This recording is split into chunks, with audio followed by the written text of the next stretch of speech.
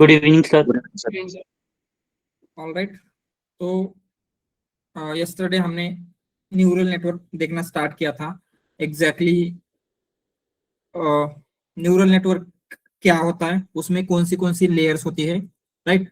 जैसे हमने देखा न्यूरल नेटवर्क में मेनली 3 टाइप की लेयर होती है, input layer, output layer and hidden layer, right. So क्या करेगा, इनपुट लेयर में क्या होता है, जो भी आपके इनपुट फीचर है उन इनपुट फीचर को हम पास कर रहे हैं। हिडन लेयर में क्या होता है, वेट इनिशियलाइज होते हैं उनमें। यस, मतलब हम ऐसे बोल सकते हैं कि उन इनपुट फीचर से कुछ न्यू फीचर्स क्रिएट हो रहे थे। जैसे हमने जब for house price prediction basic features पास किए थे, जैसे आपके area, number of bedroom, longitude, latitude, तो इसका यूज करके उसने कुछ न्यू फीचर्स बिल्ड किए थे, जैसे साइज ऑफ हाउस या फिर लोकेशन, राइट। तो इस तरीके से क्या हो रहा है, based on input, hidden layer क्या करता है, न्यू फीचर बिल्ड करेगा। एंड देन फाइनली जो आपका आउटपुट लेयर है, आउटपुट लेयर से क्या होगा, उन फीचर का यूज होगा फॉर बिल्डिंग आउटपुट, या फिर आउटपुट गेस करने के लिए उन सबका हम यूज करते हैं। ठीक है, सिंपली हमने क्या किया था, ये सारी चीजें देखी थी। एंड ये जो भी वर्क हो रहा है, राइट, ये एग्जैक्टली कैसे वर्क होता है ये हमने देखना स्टार्ट किया था। एंड उससे पहले कुछ जो मैथमेटिकल कॉन्सेप्ट्स आपको समझ में आनी चाहिए, उन मैथमेटिकल कॉन्सेप्ट के लिए हमने स्टार्ट किया था, राइट। सो हम यहाँ पे देखेंगे जैसे क्या हो रहा है, ये इनपुट लेयर है, जैसे हमने यहाँ पे देखा था। यहाँ पे क्या होगा, जो भी आपके इनपुट है वो पास करते हैं, हिडन लेयर में कुछ एक्स्ट्रा फीचर ये लर्न कर रहा है, एंड फाइनली आउटपुट लेयर में आउटपुट जनरेट करके देगा। ठीक है, तो इसे अंडरस्टैंड करने के लिए आपको कुछ बेसिक मैथमेटिकल कंसेप्ट पता होनी चाहिए थी। उसका फर्स्ट है डेरिवेटिव्स। सो डेरिवेटिव को अंडरस्टैंड करने के लिए हमने स्लोप देखा था। स्लोप मतलब क्या होता है, किसी भी सरफेस का या फिर किसी भी प्लेन का क्या इंक्लाइनेशन है। जैसे इसका क्या इंक्लाइनेशन है, यहाँ पे ये क्या है, एक्स एक्सिस को कितना मोर इंक्लाइंड है या फिर कम इंक्लाइंड है या फिर ज्यादा इंक्लाइंड है, इसके इसी को हम क्या बोलेंगे, स्लोप। ठीक है, एंड ये स्लोप कैसे कैलकुलेट करते हैं, दिस इज द फॉर्मूला। सो अगर हम एक्स की वैल्यू में कुछ चेंज करते हैं, राइट, अगर एक्स की वैल्यू में हमने कुछ चेंज किया, मतलब चेंज इन एक्स, तो वाई की वैल्यू में कितना चेंज होगा, यही हम स्लोप से मेजर कर रहे थे। तो उसका फॉर्मूला लिखा था चेंज इन वाई, जिसे हमने डेल्टा वाई कहा था, divided by change in x, जिसे हमने डेल्टा एक्स कहा है, राइट। तो इस तरीके से हम क्या कर सकते हैं, किसी भी लाइन का स्लोप कैलकुलेट कर सकते हैं। तो ये एक स्ट्रेट लाइन हमने ड्रॉ की थी, तो इस लाइन का इक्वेशन क्या था, y इक्वल टू 2x, मतलब जहां पे भी x की वैल्यू 1 है y होगा 2, जहां पे भी x की वैल्यू 2 है y होगा 4, जहां पे भी x की वैल्यू 3 है y होगा 6। तो ऐसी एक लाइन थी हमारे पास। सो इस लाइन का हमने स्लोप कैलकुलेट किया था। एंड स्लोप क्या आ रहा है, for every point slope same आ रहा है, 2 ही आ रहा है, क्योंकि अगर हम यहाँ पे देखते हैं तो ये लाइन क्या है, हर जगह पे इसका स्लोप सेम ही दिखेगा आपको, राइट। इसका inclination for every point same रहेगा, इसीलिए इस लाइन का स्लोप एट एवरी पॉइंट 2 ही था।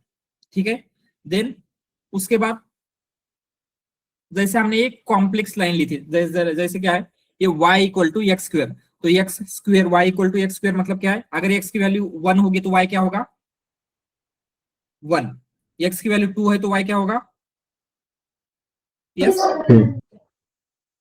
4, x की वैल्यू 3 है तो y क्या होगा 9।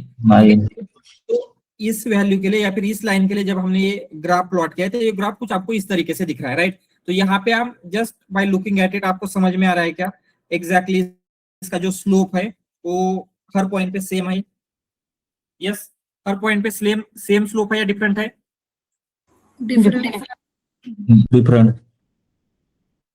है, राइट। तो यहाँ पे इस पॉइंट पे जो भी आपका ऊपर वाला पॉइंट है, यहाँ पे स्लोप थोड़ा सा ज्यादा है कंपेयर टू दिस पॉइंट, यहाँ पे स्लोप थोड़ा सा कम है। तो हम ऐसे बोल सकते हैं जहां पे लाइन स्ट्रेट नहीं होती, जैसे ऊपर वाले इक्वेशन में लाइन स्ट्रेट नहीं थी, तो अगर लाइन स्ट्रेट नहीं है तो हम क्या करते हैं, उसका हम स्लोप कैलकुलेट नहीं कर सकते, राइट, क्योंकि स्लोप हर पॉइंट पे चेंज हो रहा है। तो उसके लिए हम डेरिवेटिव कैलकुलेट करते हैं। तो डेरिवेटिव बेसिकली क्या है, स्लोप ही है, बट जस्ट हम क्या कर रहे हैं, फॉर कॉम्प्लेक्स लाइन के लिए कैप्चर कर रहे हैं। ठीक है, तो जैसे एक कॉम्प्लेक्स लाइन थी तो उसके लिए आपको स्लोप कैलकुलेट करना है, तो उसके लिए हम क्या बोलेंगे, डेरिवेटिव बोलते हैं। तो यही डेरिवेटिव एग्जैक्टली किस तरीके से आता है ये हम चेक कर सकते हैं। जैसे एग्जाम्पल के लिए हम क्या करेंगे, वही एग्जाम्पल लेते हैं। जैसे हमने लिया x इक्वल टू 2 लिया, तो y क्या आएगा, at x equal to 2 y will be 4, ठीक है 4 आएगा। तो x की वैल्यू का भी हम थोड़ा सा इंक्रीज करते हैं, जैसे हमने ऊपर किया था।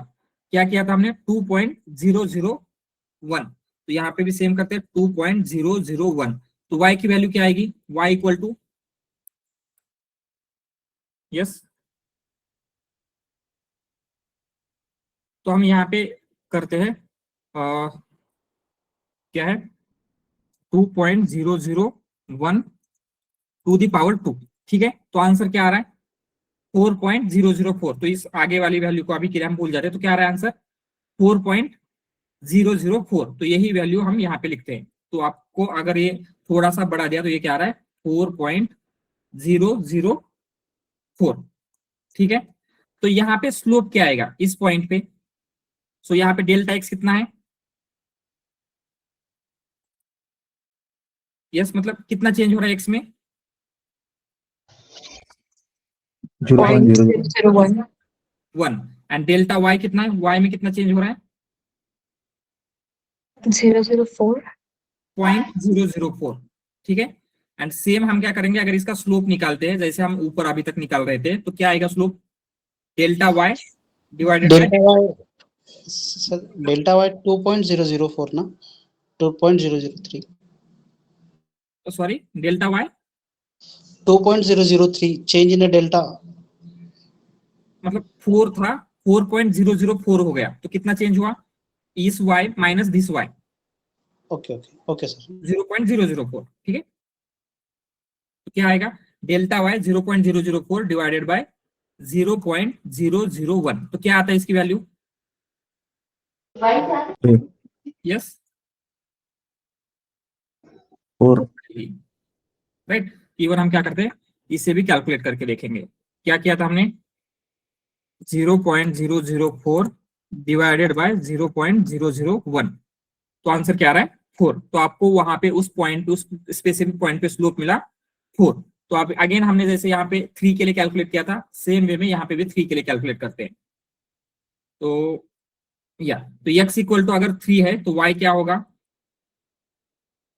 9, ठीक है। सेम हमने क्या किया, x को अभी थोड़ा सा चेंज करते हैं, x इक्वल टू 3.001, तो y क्या आएगा, लेट्स सी गूगल कर लेते हैं। तो हमें क्या करना है, स्क्वायर रूट ऑफ 3.001 का स्क्वायर निकालना है। तो कितना आ रहा है 9.006, ठीक है। तो यहां पे लिखेंगे 9.006।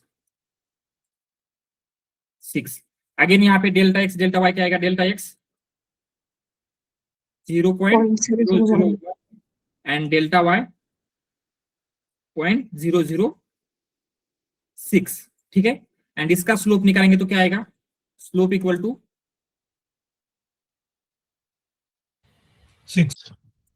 6, राइट। सो सेम वे में 0.006 divided by 0.001 equal to simply 6 आ रहा है, ठीक है। तो यहाँ पे आपको एक पैटर्न दिख रहा होगा, जैसे हमने यहाँ पे क्या हो रहा है, जैसे ऊपर हर एक पॉइंट पे जितने भी पॉइंट पे निकाला ये लाइन स्ट्रेट थी, तो क्या हो रहा है स्लोप सेम आ रहा है। यहाँ पे भी से 2 आ रहा था, यहाँ पे भी 2 आ रहा था, बट यहाँ पे सेम आ रहा है क्या, नो राइट। इस पॉइंट पे 4 आया है, इस पॉइंट पे 6 आया है, मतलब हर पॉइंट पे स्लोप चेंज हो रहा है, इससे ये तो हमें पता चला। बट ये स्लोप कुछ पैटर्न में चेंज हो रहा है क्या, अगर हम देखते हैं एट 2 स्लोप क्या था, at x equal to 2 slope कितना है आपका 4 है, ठीक है। Same at x equal to 3 slope कितना है 6 है। तो इस पैटर्न से एट x इक्वल टू 4 कितना होना चाहिए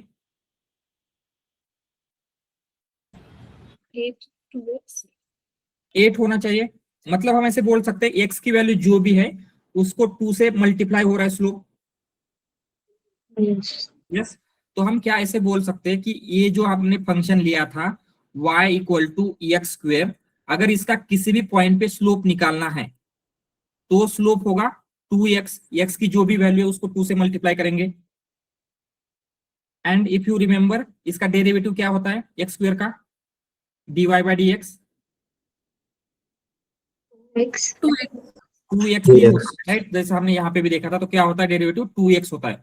मतलब हम ऐसे बोल सकते हैं डेरिवेटिव मतलब क्या है, कुछ और नहीं है, सिंपली स्लोप ही है। बट वो स्लोप हम क्या कर रहे हैं, जैसे लाइन कॉम्प्लेक्स होती जाती है, अगर स्ट्रेट लाइन है तो उसे हम बोलेंगे स्लोप, क्योंकि यहाँ पे एवरी पॉइंट पे स्लोप सेम होता है, किसी भी पॉइंट पे स्लोप चेंज नहीं होगा। बट डेरिवेटिव ऐसी लाइन का कैलकुलेट करेंगे जहां पे एवरी लाइन पे स्लोप चेंज हो रहा है। ये डेरिवेटिव एग्जैक्टली क्या है, क्लियर है अभी। एंड जितने भी डेरिवेटिव के फॉर्मूला आपने पढ़े होंगे राइट, जैसे एक्स क्यूब का कुछ फॉर्मूला है, लॉग एक्स का कुछ फॉर्मूला है, जो भी फॉर्मूला है वो आपको क्या बता रहे हैं, किसी भी उस लाइन का अगर y equal to x square होगा या फिर y equal to x cube होगा, इस लाइन का किस तरीके से आप स्लोप निकाल सकते हैं। Derivative delta dy by D X मतलब क्या है, स्लोप ही है। डेरिवेटिव समझ में आ रहा है, डेरिवेटिव एग्जैक्टली क्या है, ये वाला पार्ट क्लियर है। तो हम ऐसे बोल सकते हैं डेरिवेटिव मतलब क्या है, x की वैल्यू में अगर चेंज करेंगे तो फंक्शन की y की वैल्यू में कितना चेंज हो रहा है। अगर आपको फंक्शन दिया गया है तो हम क्या बोल सकते हैं, x की वैल्यू में चेंज करेंगे तो y की वैल्यू में कितना चेंज होगा। ठीक है, अगर इफ यू रिमेंबर आपने एक्सेलरेशन वगैरह फिजिक्स में भी पढ़ा होगा, तो क्या होता है एक्सेलरेशन का डेरिवेटिव किस फॉर्म में लिख सकते हैं, change in velocity per time, ऐसा कुछ होता है, delta v by d v by d t. मतलब क्या हो रहा है, टाइम में चेंज होने से वेलोसिटी कितना चेंज होगी, एंड एक्चुअली यही एक्सेलरेशन होता है राइट। तो जब हम डेरिवेटिव लिखते हैं तो जनरल डेरिवेटिव कैसे लिखा जाता है, ये जो फंक्शन है हम लिखेंगे d Y by D x. इसका क्या मतलब है, इस फंक्शन के लिए कुछ इस तरीके से हम डेरिवेटिव लिखते हैं। इसका क्या मीनिंग है, अगर हम x में कुछ वैल्यू को चेंज करेंगे तो उसका इंपैक्ट y के ऊपर कितना होगा। अगर हमने 0.001 इतना x में चेंज किया तो y में कितना चेंज होगा, अगर हमने 3 यहाँ पे चेंज किया तो y में कितना चेंज होगा। यही आपको डेरिवेटिव दे रहा है, समझ में आ रहा है डेरिवेटिव। इसका इस सिंबल का क्या मीनिंग है, x में चेंज करने से y में कितना चेंज होगा। ये जो delta y by delta x था उसी को हमने यहाँ पे अपग्रेड करके dy बाय डी एक्स रखा है, इसी को डेरिवेटिव बोलते हैं। ठीक है, डेरिवेटिव क्लियर है सबको, ऑल राइट यस सर। ठीक है। तो अभी हम नेक्स्ट देखेंगे, क्योंकि डेरिवेटिव हमने देखा एग्जैक्टली क्या होता है। तो एक और कंसेप्ट होते हैं पार्शियल डेरिवेटिव। ठीक है, क्योंकि हमें न्यूरल नेटवर्क में बिल्ड करते हैं तो हम मोस्टली पार्शियल डेरिवेटिव ही यूज करते हैं, तो हमें ये भी समझना होगा पार्शियल डेरिवेटिव क्या होते हैं।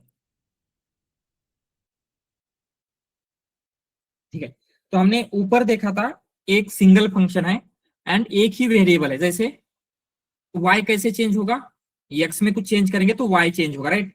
तो y को इंपैक्ट करने के लिए एक सिंगल वेरिएबल है, तो हमने dy by D x calculate कर सकते हैं। बट कंसिडर कोई फंक्शन थोड़ा सा और कॉम्प्लेक्स है, मे भी कैसे हो सकता है, कुछ ऐसे है z equal to 2x plus 3y। ठीक है, तो यहाँ पे z में चेंज सिर्फ x में करने से होगा क्या, y में करने से भी हो सकता है राइट, समझ में आ रहा है। तो ऊपर क्या हो रहा था, ओनली एक ही वैल्यू से आपका जो आउटपुट है y इंपैक्ट हो रहा था, बट अभी जो z है वो x से भी इंपैक्ट हो सकता है, y से भी इंपैक्ट हो सकता है, उसे समझ में आ रहा है। सो अगर हम dy बाय dy नहीं, यहाँ पे z है, dz बाय dx लिखते हैं तो इसका क्या मीनिंग है, yes differentiation of X z में with respect to x.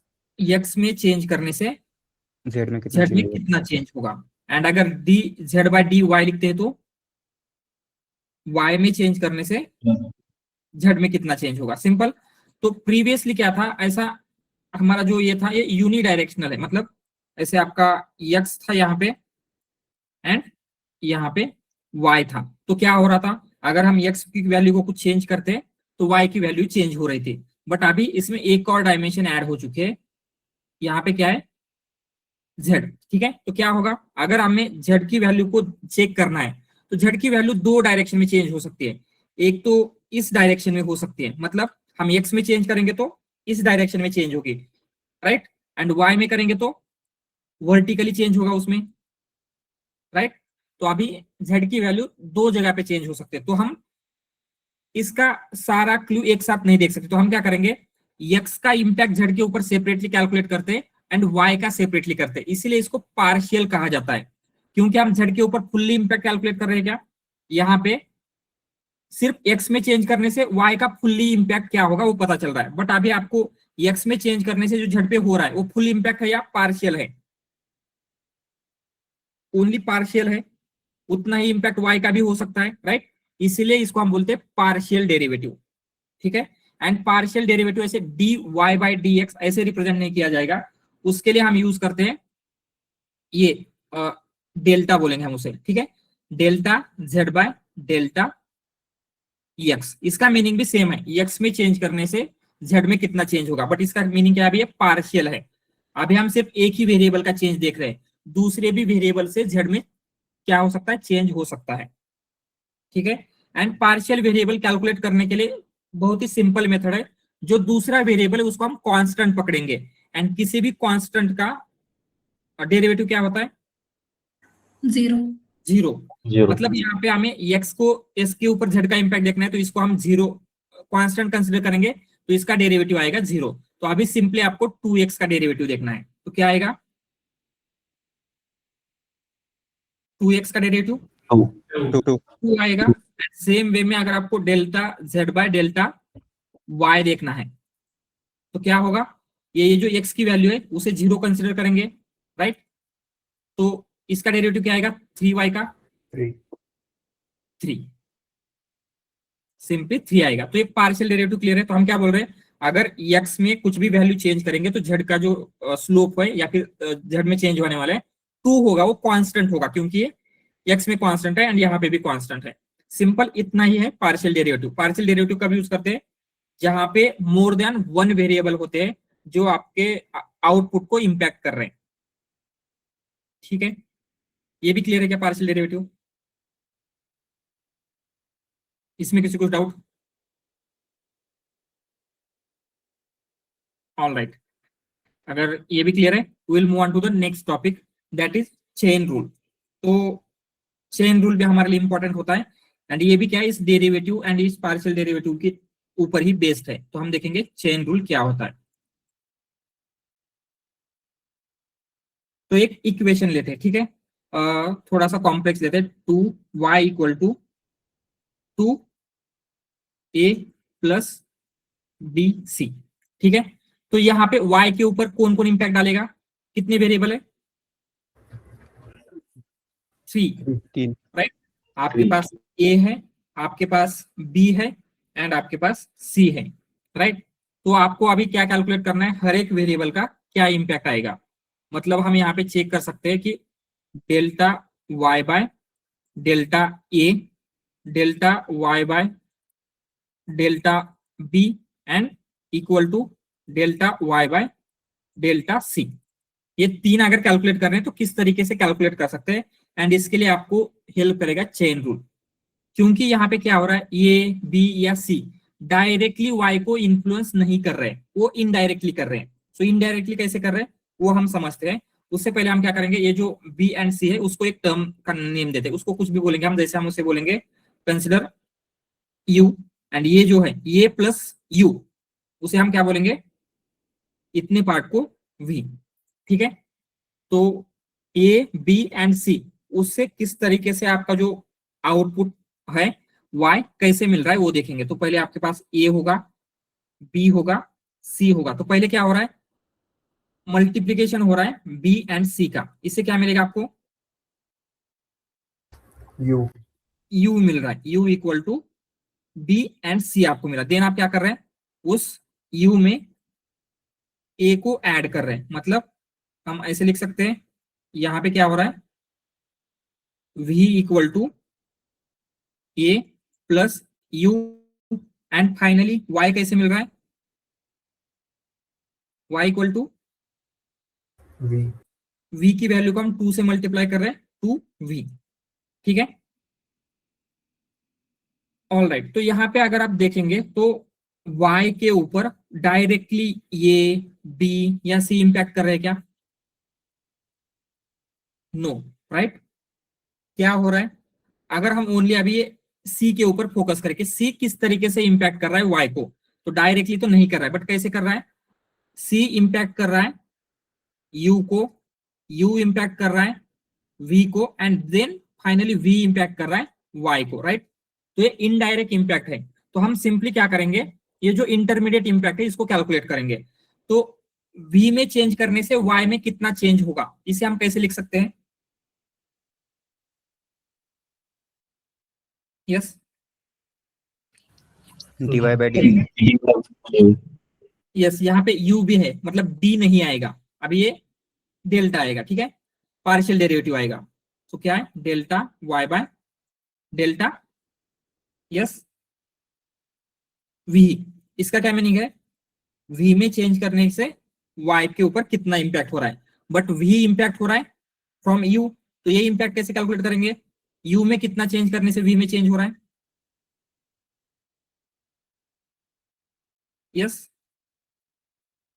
u का v के ऊपर कितना impact, delta v by delta you.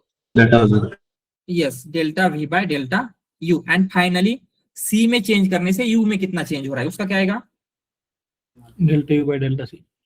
Delta u by delta c, ठीक है। ये इंपैक्ट कर लिया। तो जब भी आपको इस तरीके से कोई कॉम्प्लेक्स फंक्शन होता है जहां पे कोई भी ये जो वेरिएबल है डायरेक्टली इंपैक्ट नहीं कर रहा है, तो हम क्या करेंगे, पहले ये जो इंटरमीडिएट इंपैक्ट है उसको कैलकुलेट करते हैं, एंड ये जो फाइनली आपको कैलकुलेट करना है delta y by delta c, तो ये जो इंटरमीडिएट स्टेप है सिंपली उनका हम क्या करेंगे, मल्टीप्लीकेशन करते हैं, एंड यही है आपका चेन रूल। तो क्या करेंगे, जो finally delta y by delta c आपको कैसे मिलेगा, ये जो इंटरमीडिएट स्टेप है इनका सबका मल्टीप्लीकेशन होगा, सिंपली क्या है, delta u by delta c into delta v by delta u into delta y by delta v. ये समझ में आ रहा है क्या, एंड इसी को हम क्या बोलते हैं, this is a chain rule. So आपको y के ऊपर c का कितना इंपैक्ट है, तो y के ऊपर c डायरेक्टली इंपैक्ट नहीं कर रहा था, तो हमने क्या किया, जो भी इंटरमीडिएट इंपैक्ट है उसे कैलकुलेट किया एंड देन फाइनली मल्टीप्लाई कर दिया। तो इसको हम बोलते हैं चेन रूल। ये समझ में आ रहा है, क्लियर है ये?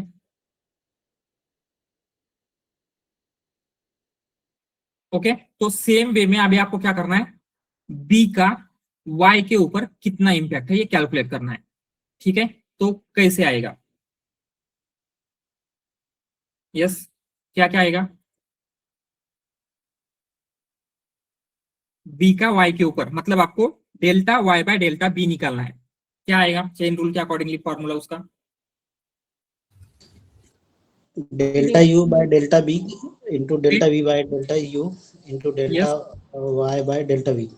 यस, सिंपली हम क्या कर रहे हैं, पहले देखेंगे b का u पे कितना इंपैक्ट है, u का v पे कितना इंपैक्ट है, फाइनली v का u पे कितना इंपैक्ट है। सेम वे में हम यहाँ पे लिख सकते हैं delta, just minute, delta, just इसे क्या हो गया अगेन, ठीक है, डेल्टा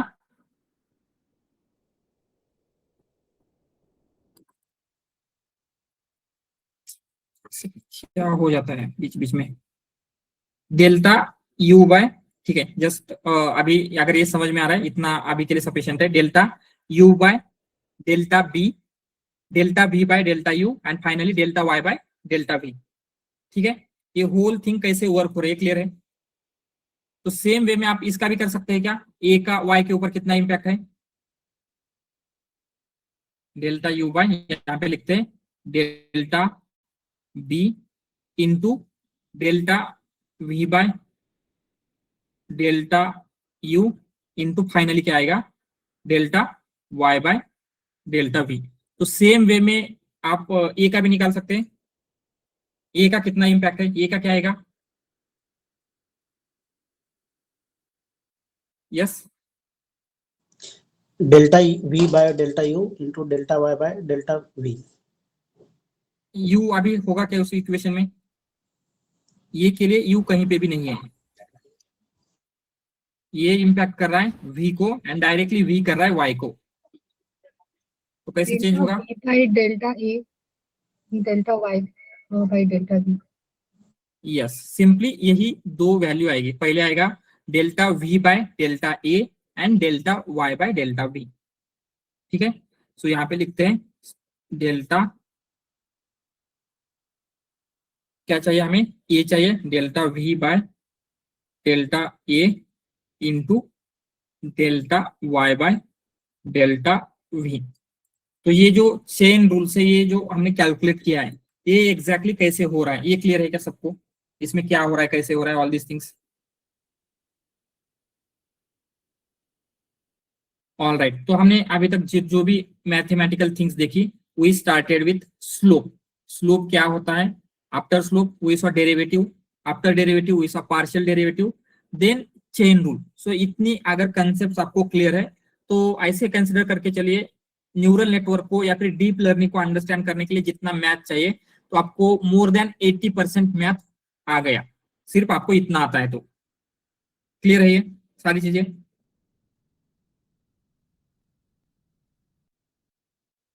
ठीक है, तो ये जो भी हमने लिखा था इसको थोड़ा सा हम क्या करेंगे, नोट के फॉर्मेट में, नोट्स में लिखते हैं। एक कोलैब ओपन कर लेते हैं।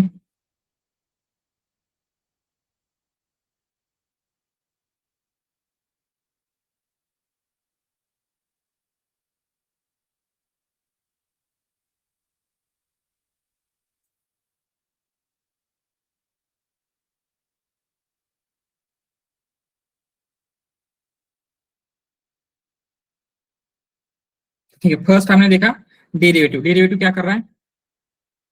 ये कैलकुलेट करता है आउटपुट में कितना चेंज होगा with respect to its input, ऐसे बोल सकते हैं, right? How much output will change with respect to input, that is derivative. Then हमने देखा पार्शियल डेरिवेटिव। पार्शियल डेरिवेटिव का कब यूज हो रहा था?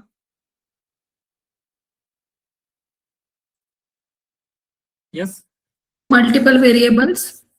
यस, जहां पे मल्टीपल वेरिएबल्स है एंड उनका आपको इम्पैक्ट कैलकुलेट करना है। Partial impact. यस, ये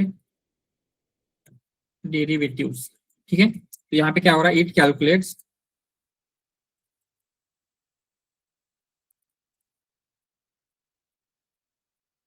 क्या कैलकुलेट कर रहा है? Output, change in output with respect to input, right? And इसे हमने कुछ, आपका कोई भी फंक्शन है तो हमने क्या, कैसे रिप्रेजेंट किया था? D Y by D X, मतलब एक्स आपका इनपुट है, वाई आपका आउटपुट है, तो एक्स में चेंज करने से वाई कितना चेंज होगा, दिस इज योर डेरिवेटिव। ठीक है, देन हमने देखा था पार्शियल डेरिवेटिव। पार्शियल डेरिवेटिव कब यूज होता है?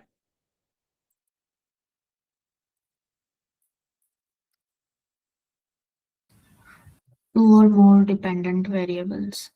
एग्जैक्टली, सो हम लिखते हैं when we have more then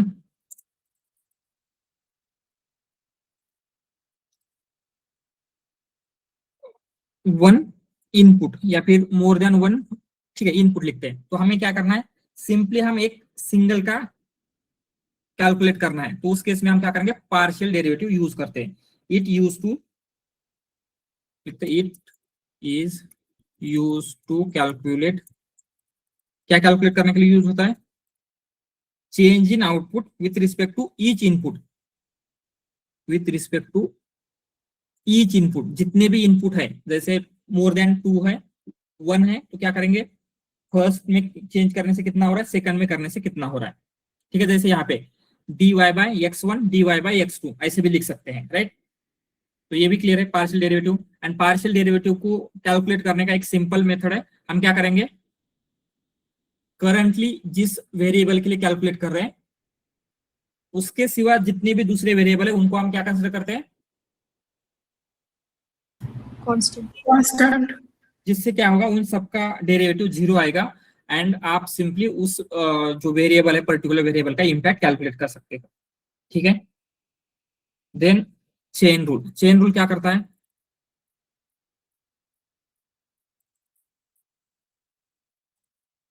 yes, जहां पे कंपोजिट फंक्शन होता है, ऐसे बोल सकते हैं, it is use to calculate derivatives of composite function. जहां पे कंपोजिट है मतलब वो डायरेक्टली इंपैक्ट नहीं कर रहा है, इनडायरेक्टली कर रहा है, तो उस केस में हम क्या करेंगे, इस चेन रूल का यूज करते हैं। ये क्लियर है? ठीक है, इतना मैं क्लियर है सबको? ऑल राइट, तो अभी हम क्या करेंगे, थोड़ा सा डिटेल में जाने का ट्राई करते हैं। अभी जो न्यूरल नेटवर्क है एग्जैक्टली, हमने मैथ को तो समझ लिया, अभी न्यूरल नेटवर्क को समझेंगे कि एग्जैक्टली न्यूरल नेटवर्क वर्क कैसे करता है। तो वर्किंग ऑफ न्यूरल नेटवर्क ऐसे लिखते हैं।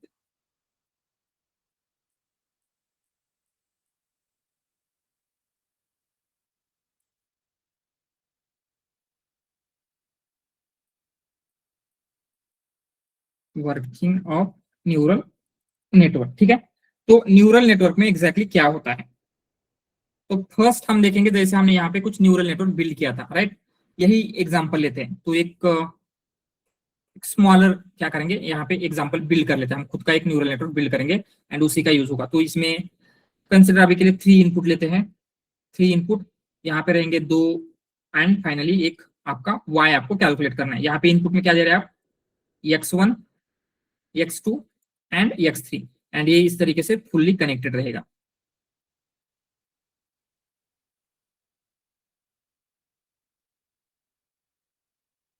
ऑल राइट, ठीक है। तो अभी आपको फोकस करना है किसी भी एक सिंगल न्यूरॉन के ऊपर, या फिर हम क्या करेंगे, कंप्लीट का देखेंगे। तो क्या होता है, स्टार्टिंग में यहाँ पे वेट लगेंगे, राइट। जैसे इसे हम क्या बोल सकते हैं, W11, यहाँ पे रहेगा W12, यहाँ पे रहेगा W21, जो भी कुछ है, हर वेट के ऊपर, हर इस कनेक्शन के ऊपर कुछ वेट की वैल्यू रहेगी, राइट। एंड ये वेट की वैल्यू क्यों यूज होती है, यस, इंपॉर्टेंस देने के लिए, राइट। हमने देखा था, अगर कंसिडर यहाँ पे हाउस का साइज है एंड लोकेशन है, तो साइज को कितना इंपॉर्टेंस देना है, लोकेशन को कितना इंपॉर्टेंस देना है, it will be determined by its weights, right. ये जो वेट है उनकी वजह से वो पता चल रहा था आपको, ठीक है। तो हम क्या है, कुछ रैंडमली डेटा लेते हैं। अभी आपके पास सिर्फ एक ही इनपुट कंसिडर करेंगे, ठीक है, एक ही इनपुट है, तो एक सिंगल न्यूरॉन रहेगा एंड उसका वर्किंग ले लेते हैं। तो आपके पास एरिया है एंड आपके पास हाउस का प्राइस है, ठीक है, एंड डेटा ले लेते हैं। जैसे कंसिडर आपका है 200 स्क्वायर फीट एंड आपका हाउस का प्राइस है 2 लाख, ठीक है। यहाँ पे है 300 स्क्वायर फीट, आपका प्राइस है 3 लाख। तो कंसिडर आपके पास इस तरीके से डेटा पॉइंट है। तो अभी आपका ये न्यूरल नेटवर्क कैसे ट्रेन होगा, तो यहाँ पे इनपुट में कितने न्यूरॉन्स होने चाहिए फॉर दिस पर्टिकुलर डेटा,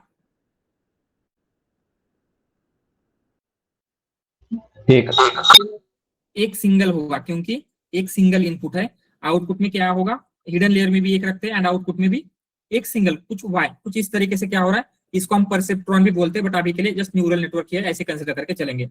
तो हमें क्या कैलकुलेट करना है, इसे हम बोलेंगे x, इसे हम बोलेंगे y। तो हमें ऑलवेज एक फंक्शन कैलकुलेट करना होता है, मतलब वो फंक्शन हो सकता है y equal to anything w x, right. तो ये w की वैल्यू एग्जैक्टली आपको फाइंड आउट करनी है, राइट।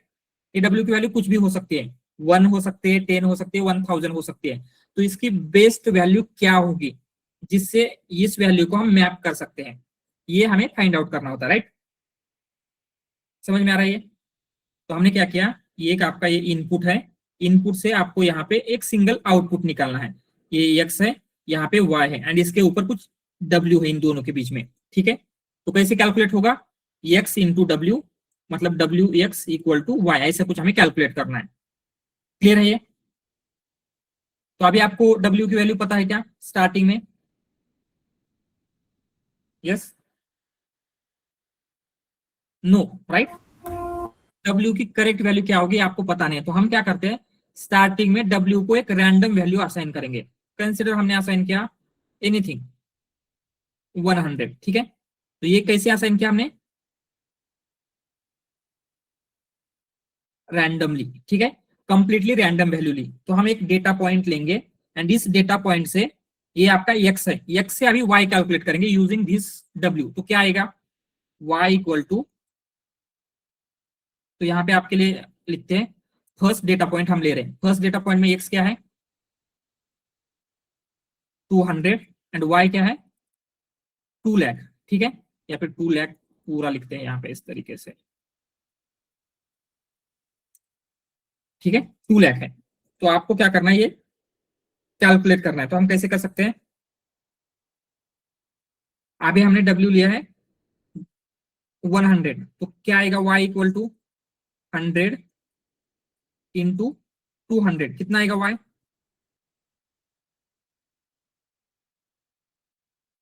20,000, राइट। तो हमने क्या किया, जो w की रैंडम वैल्यू ली थी उस रैंडम वैल्यू से प्रिडिक्ट किया कि y की वैल्यू क्या होनी चाहिए, बट एक्चुअल वैल्यू है क्या, तो ये आपने प्रिडिक्ट किया, तो इसे हम बोलेंगे प्रिडिक्टेड वैल्यू, प्रिडिक्टेड। एंड ये आपकी y की कैसी वैल्यू है, इट इज एक्चुअल वैल्यू। ये समझ में आ रहा है कि एक्चुअल एंड प्रिडिक्टेड, यस।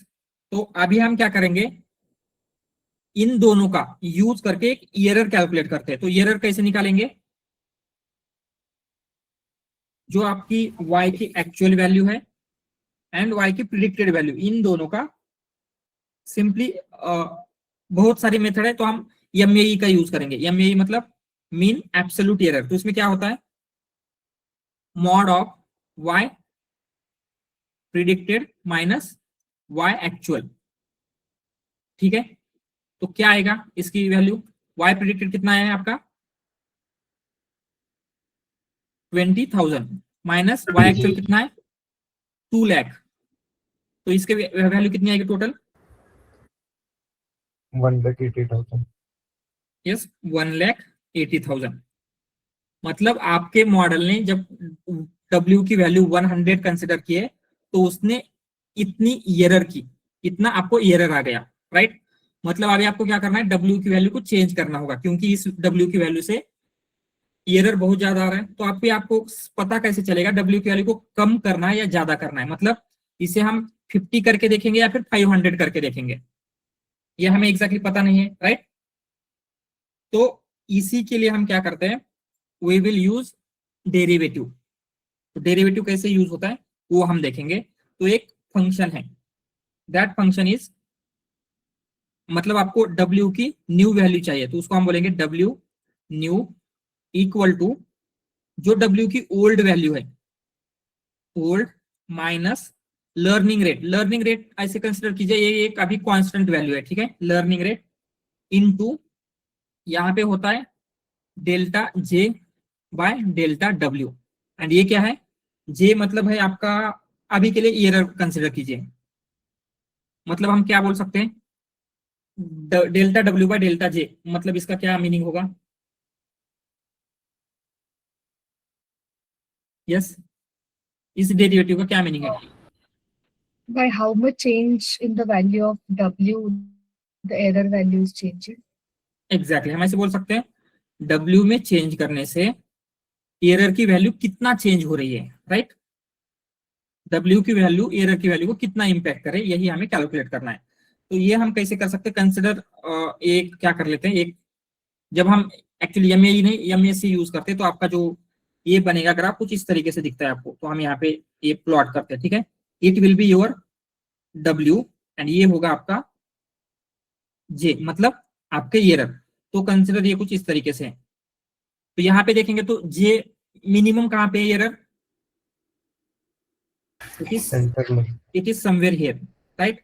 तो आपको क्या फाइंड आउट करना है, W की ये जो वैल्यू है एग्जैक्टली ये वैल्यू फाइंड आउट करनी है, क्योंकि अगर W की हम ये वैल्यू कंसिडर करते हैं तो आपको एरर या फिर J मिनिमम मिल रहा है, तो आपको यही वैल्यू फाइंड आउट करनी है, ठीक है। तो ये फाइंड आउट कैसे करेंगे, तो जब हम रैंडमली ले रहे हैं तो रैंडम से आप कहीं पे भी आ सकते हैं, आप यहाँ पे आ सकते हैं, यहाँ पे आ सकते हैं, यहाँ पे आ सकते हैं, यहाँ पे आ सकते हैं, राइट, करेक्ट है। तो आपको क्या चेक करना है, कंसिडर अगर आप रैंडमली वैल्यू से यहाँ पे आ गए तो W की वैल्यू को आपको इंक्रीज करना होगा या रिड्यूस करना होगा, Reduce. इस डायरेक्शन में W की वैल्यू ज्यादा होती जा रही है, तो यहां से आपको इस पॉइंट तक पहुंचना है, यहां से यहां तक आने के लिए डब्ल्यू की वैल्यू में आपको क्या करना पड़ेगा, Increase. इंक्रीज करना पड़ेगा, राइट? increase आपने इंक्रीज करना पड़ेगा, आपने यहाँ पे लिया है तो अभी क्या करना पड़ेगा, डब्ल्यू की वैल्यू को यहां से यहां तक आना है तो Decrease. Decrease. करना पड़ेगा, मतलब रिड्यूस करना पड़ेगा। तो ये आपको एग्जैक्टली पता कैसे चलता है, यूजिंग दिस फंक्शन, ये जो फंक्शन हमने यूज किया है वो देखेंगे। तो कंसिडर जो आपकी डब्ल्यू ओल्ड वैल्यू है वो कुछ भी हो सकती है, तो अभी हम सिंपली इसके ऊपर फोकस करना है। सो जो भी आपकी डब्ल्यू ओल्ड आ रही है, लर्निंग रेट एक कांस्टेंट है, तो कांस्टेंट की वैल्यू क्या हो सकती है, कांस्टेंट ही रहेगी, राइट? ठीक है, तो अभी आपको इसके ऊपर फोकस करना है, delta J of delta W. तो ये जो होल इसका यूज है, it is depend on this derivative.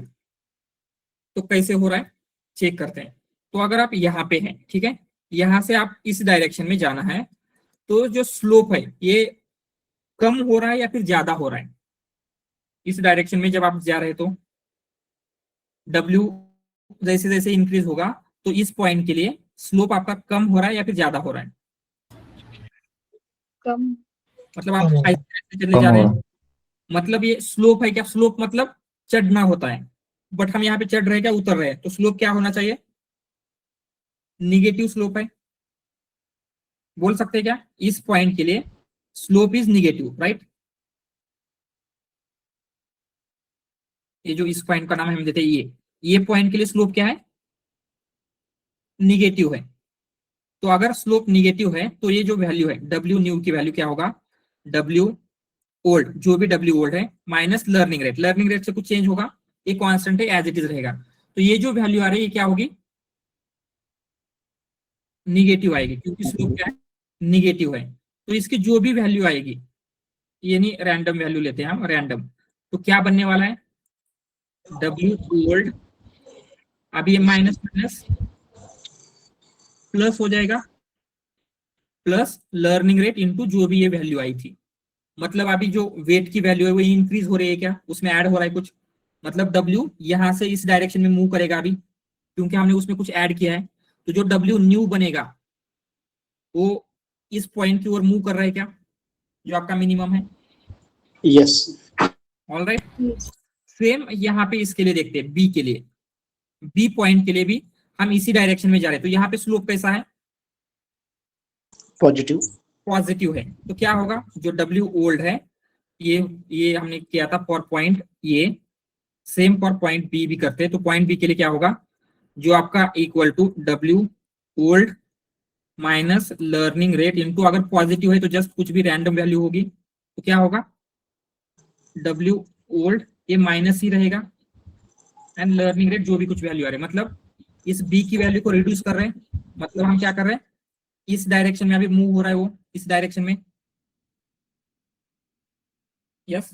तो क्या हो रहा है, ये जो फॉर्मूला है आप रैंडमली कहीं से भी स्टार्ट करें, आपको इस मिनिमम की तरफ मूव करने के लिए हेल्प कर रहा है, राइट? तो ये फॉर्मूला क्लियर है। इस तरीके से अगर आप डेरिवेटिव का यूज करते हैं तो हम क्या कर सकते हैं, जो एरर आपकी मिनिमम है, तो यहाँ पे एरर मिनिमम आएगी, मतलब क्या होना चाहिए, एरर मिनिमम कब होगी, जब आपका y predicted and y actual same होंगे, मतलब आपका मॉडल करेक्ट प्रिडिक्ट कर रहा है, राइट? तो हम ऐसे बोल सकते हैं कि ये जो फंक्शन है आप using this formula find out कर सकते हैं, यस। Yes. ये Yes. पार्ट समझ में आ रहा है? तो इतना ही, अगर आपको ये फंक्शन समझ में आ गया तो न्यूरल नेटवर्क का मोस्ट ऑफ द पार्ट समझ में आ गया। तो इतना ही फंक्शन क्या है, न्यूरल नेटवर्क है, ठीक है। Sir, हाँ, is it kind of like a gradient descent algorithm? So where yes, we also doing the same step and lastly we find out the global minima. राइट, ये ग्रेडियंट डिसेंट ही है, this is gradient Okay. Descent, ठीक है। तो हमने जैसे लिखा था स्टार्टिंग में, हमने लिखा स्लोप, स्लोप मतलब क्या होता है,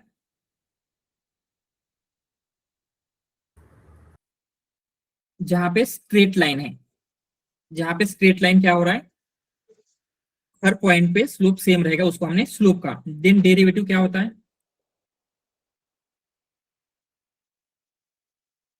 जहां पे फंक्शन कॉम्प्लेक्स है, राइट? हर पॉइंट पे जहां पे स्लोप चेंज हो रहा है उसको हमने डेरिवेटिव कहा। तो यहाँ पे एक और टर्म हमने यूज की थी ग्रेडियंट। तो ग्रेडियंट मतलब क्या होता है, gradient is a derivative but with direction. तो यहाँ पे बिकॉज ऑफ दिस वैल्यू आपको डायरेक्शन पता चल रही है क्या, ग्रेडियंट से यहाँ पे जाना है, यहाँ पे जाना है, ये मतलब ये जो पॉजिटिव है या फिर निगेटिव है, ये डायरेक्शन निकाल रहे हैं हम ग्रेडियंट की, डेरिवेटिव की एक्चुअली। तो अगर डेरिवेटिव के हम डायरेक्शन कंसिडर कर रहे हैं तो उसे हम क्या बोलेंगे, ग्रेडियंट बोलते हैं। एंड इसलिए इसको ग्रेडियंट डिसेंट कहा जाता है। डिसेंट मतलब क्या होता है, नीचे उतरना, ऐसा कुछ, राइट। तो हम क्या कर रहे हैं, ये जो भी आपका एरर फंक्शन था उससे नीचे उतर रहे हैं, मतलब जहां पे मिनिमम वैल्यू है यहां तक आ रहे यूजिंग ग्रेडियंट, इसलिए इसको ग्रेडियंट डिसेंट कहा जाता है। समझ में आ रहा है? Yes, sir. All right. तो इतना ये जो मैथ देखा हमने, ग्रेडियंट डिसेंट पढ़ा हमने, ये जो भी ऊपर का है ये क्लियर है सबको? इसमें किसी को कुछ डाउट है? Sir can you please explain again कि जब ए की वैल्यू हम निकाल रहे थे तब like why it's like minus of random जो आपने लिखा है वो क्यों, हाँ। मतलब स्लोप क्यों माइनस नेगेटिव हो रहा है? क्योंकि अगर आप देखेंगे यहाँ पे आपको इस डायरेक्शन में जाना है, ठीक है, क्योंकि W आपका इस डायरेक्शन में जा रहा है। तो कंसिडर आप ड्राइव कर रहे हैं अभी, तो आप इस पॉइंट पे है एंड आपको इस डायरेक्शन में जाना है, तो आपको स्लोप मतलब क्या होता है, ये जो इंक्लिनेशन है, तो ये इंक्लिनेशन आप ऊपर जा रहे हैं क्या इस डायरेक्शन में जाने के लिए, अगर आप इस पॉइंट से ड्राइव कर रहे हैं तो नो, आपको नीचे आना पड़ रहा है, राइट। मतलब यहाँ पे स्लोप पॉजिटिव नहीं है, निगेटिव है। स्लोप कब होता है पॉजिटिव, जब आप ऊपर जा रहे हैं, नीचे आ रहे हैं मतलब स्लोप निगेटिव है। ये क्लियर है? इस Yes. पॉइंट पे स्लोप निगेटिव क्यों है? या गॉट इट। तो हमने क्या किया, इस फंक्शन का यूज किया। डब्ल्यू वर्ल्ड मतलब डब्ल्यू वर्ल्ड की कुछ भी वैल्यू हो सकती है, जैसे ऊपर हमने आई थिंक 100 लिया था, 100 माइनस ये एक लर्निंग रेट है, कुछ भी होगा 0.1 इनटू जो भी डेरिवेटिव की स्लोप की वैल्यू आएगी, बट ये स्लोप कैसा है, जो भी वैल्यू है वो नेगेटिव निगेटिव है। तो क्या होगा, डब्ल्यू वर्ल्ड ये निगेटिव इंटू ये निगेटिव पॉजिटिव हो जाएगा, एंड ये जो भी कुछ वैल्यू है, तो क्या हो रहा है, इस ओल्ड की वैल्यू में ये जो वैल्यू थी जो भी आ रही है वो ऐड हो रही है क्या? यस। मतलब अगर ये ऐड हो रहा है तो इस पॉइंट से मूव करेगा टुवर्ड दिस डायरेक्शन, क्योंकि ये W की वैल्यू इंक्रीज हो रही है यहाँ पे, राइट। एंड सेम इस पॉइंट पे अगर आपको इस डायरेक्शन में जाना है तो इस पॉइंट के लिए आपको स्लोप कैसा है, आपको ऊपर चढ़ना पड़ रहा है, मतलब पॉजिटिव रहेगा। तो स्लोप पॉजिटिव है तो निगेटिव का साइन निगेटिव ही रहेगा, एंड क्या हो रहा है, इस ओल्ड की वैल्यू से कुछ ये जो भी वैल्यू आ रही है वो माइनस हो रहे हैं, मतलब आप इस डायरेक्शन में आ रहे हैं। Got it. सर ये लर्निंग रेट क्या है? लर्निंग रेट एक हाइपर पैरामीटर होता है जो हमें सेट करना पड़ता है, ठीक है। एक रैंडम वैल्यू हम लेते हैं 0.1 ये पॉइंट ऐसा कुछ, तो एक हाइपर पैरामीटर है, ठीक है। तो हम थोड़ा सा आगे देखेंगे, बट एक जस्ट एक नंबर होता है, नंबर होता है, इतना कंसिडर कीजिए अभी के लिए। ऑल राइट, क्लियर है ये वेट अपडेशन एग्जैक्टली कैसे होता है? ठीक है सर ये सेम है ना, जो मतलब कि अगर लर्निंग रेट ज्यादा होगा तो ओवरशूटिंग का प्रॉब्लम होगा जो यस यस यस वही है ये, यस। सर इस काइंड ऑफ लीनियर रिग्रेशन का जो है ये अपने जो पढ़ा है अभी, हाँ राइट, लीनियर रिग्रेशंस का ही है ना sir? Yes almost linear regression है, बट लीनियर रिग्रेशन एंड इसमें थोड़ा सा चेंजेस आ जाता है जब हम आगे जाएंगे, ठीक है। तो वो चेंजेस क्या है वो हम देखेंगे, ठीक है। तो पहले ये देखेंगे। यस यस बोलिए। In machine learning, we have different types of cost function like MAE or MAC. But in neural network, what kind of functions we have, and what cost function we want to like minimize that error?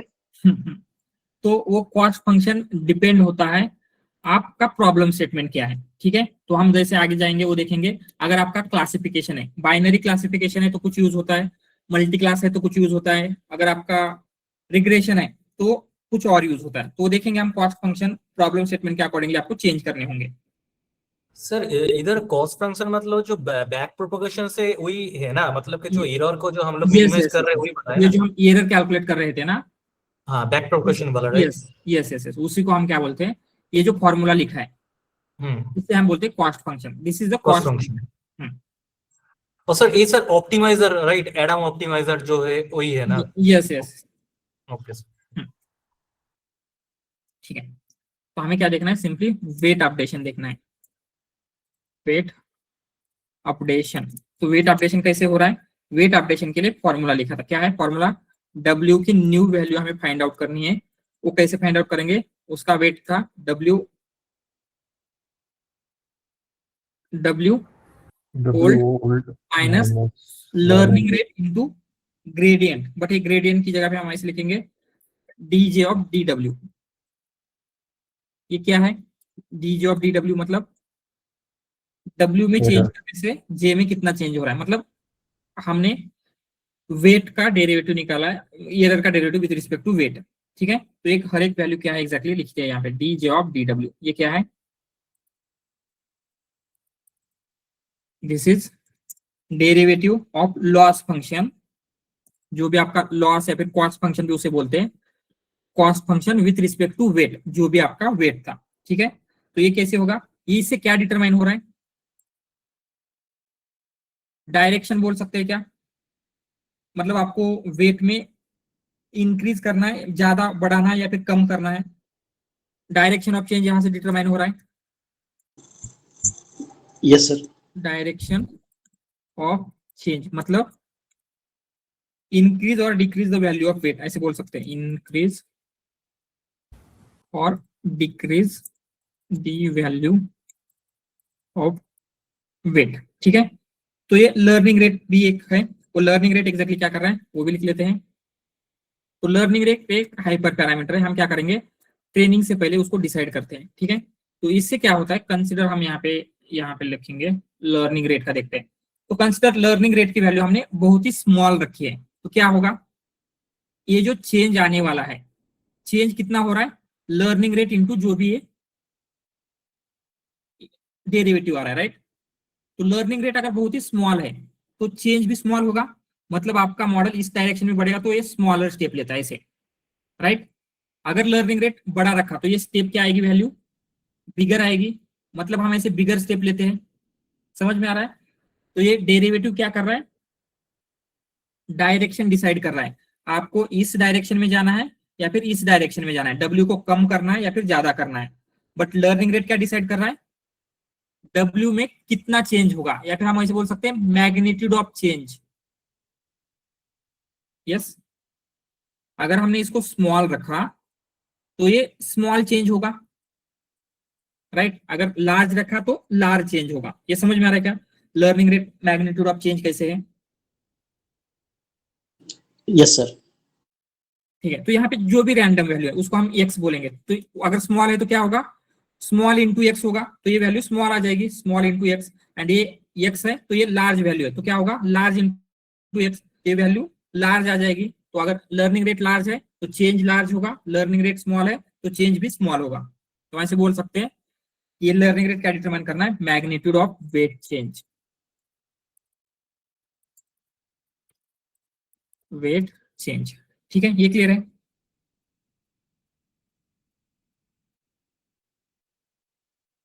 All right, okay, सो ये हमने देख लिया।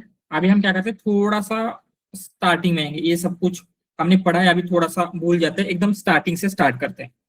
Neural network exactly क्या होते हैं and उसमें हम क्या करने का ट्राई कर रहे हैं, पहले वो समझते हैं।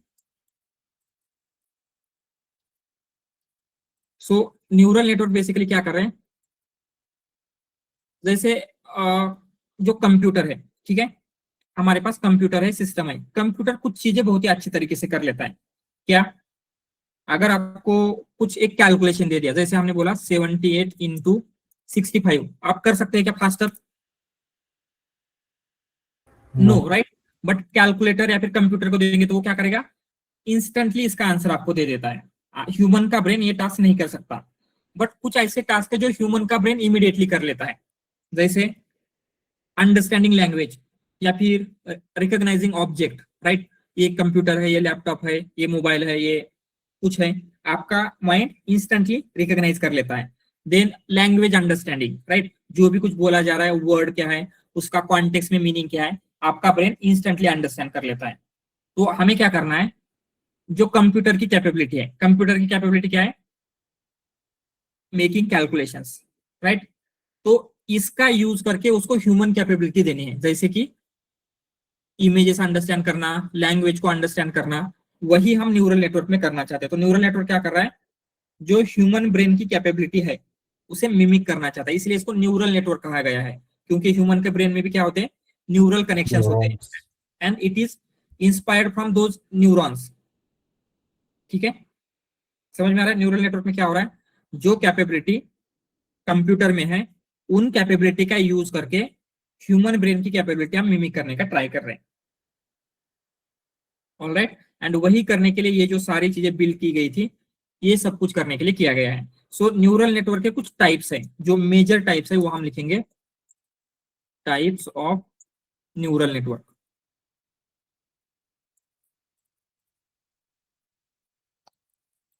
तो सबसे फर्स्ट एंड बेसिक टाइप होता है artificial neural network.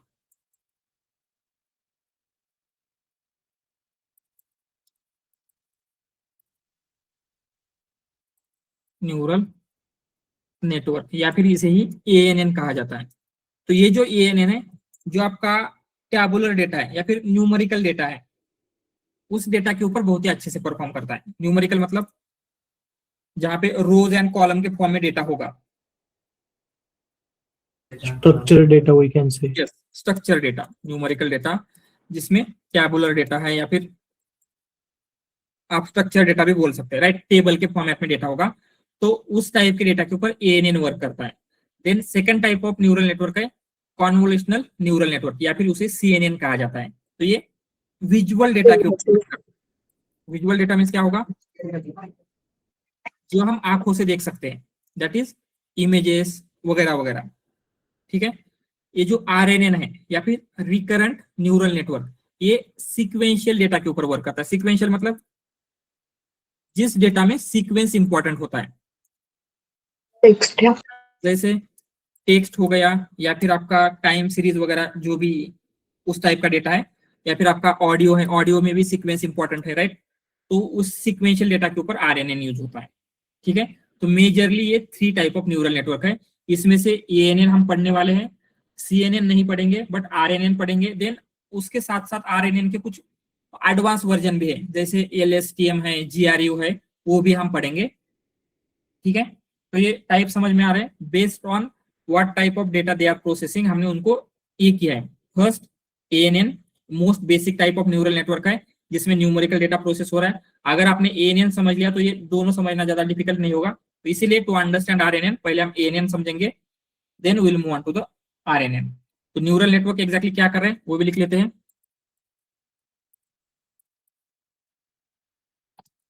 Trying to mimic human brain, ऐसे बोल सकते हैं, Yes. It is trying to mimic human brain. Human brain exactly कैसे वर्क करता है उसी को ये मिमिक करने का ट्राई कर रहे हैं। ठीक है, तो जैसे यहाँ पे CNN में क्या होगा, जो इमेज के इसमें हमारा ये यूज होता है, राइट, जैसे हम आंखों से जो भी करते हैं, ऑब्जेक्ट डिटेक्शन हो गया, अगेन फेस रिकॉग्निशन वगैरह, इस टाइप की चीजें हम CNN का यूज करके करेंगे। लैंग्वेज को अंडरस्टैंड करना, ऑडियो वगैरह, ये हम RNN की हेल्प से करेंगे। तो जो ह्यूमन के ब्रेन में हो रहा था सेम चीजें यहाँ पे हम करते हैं। ठीक है, ऑल राइट, तो अभी देखेंगे कि ये जो न्यूरल नेटवर्क है आपका completely, it is build from multiple neurons. तो यहाँ पे कितने न्यूरॉन्स हैं आप देखेंगे, आपके पास लेयर्स है, input layer, hidden layer and output layer, but every layer is made up of, ये जो स्मॉल स्मॉल ये है सर्कल, उनको हम बोलते हैं न्यूरॉन्स, राइट, एंड आपका एवरी न्यूरल नेटवर्क न्यूरॉन से बना हुआ है। तो यहाँ पे भी न्यूरॉन है, यहाँ पे ये सारे क्या है, न्यूरॉन है। तो अगर हम हर एक न्यूरॉन का वर्किंग समझेंगे, ये न्यूरॉन कैसे वर्क करता है, तो बाकी सारे न्यूरॉन भी सेम वर्क करेंगे। तो एक न्यूरॉन का वर्किंग समझते हैं तो बाकी सबका आपको अंडरस्टैंडिंग इजीली हो जाएगी। तो पहले हम देखेंगे कि ये जो न्यूरॉन है एग्जैक्टली अभी हम सिर्फ इतने पार्ट के ऊपर फोकस करने वाले, एक सिंगल न्यूरॉन के ऊपर। ठीक है, तो ये सिंगल न्यूरॉन कैसे वर्क करता है, एंड देन उस न्यूरॉन कंबाइन होके लेयर कैसे वर्क करेगी, and finally whole neural network कैसे बिल्ड होता है वो भी हमें देखना है। How neuron works. ठीक है। तो न्यूरॉन जब भी होगा तो न्यूरॉन में दो चीजें कैलकुलेट होती है, या फिर हम उनको बोलते हैं दो फंक्शंस कैलकुलेट होते हैं। क्या क्या फंक्शंस है? Two functions are calculated in each neuron. ठीक है। फर्स्ट फंक्शन जो है उसे हम बोलते हैं समेशन फंक्शन।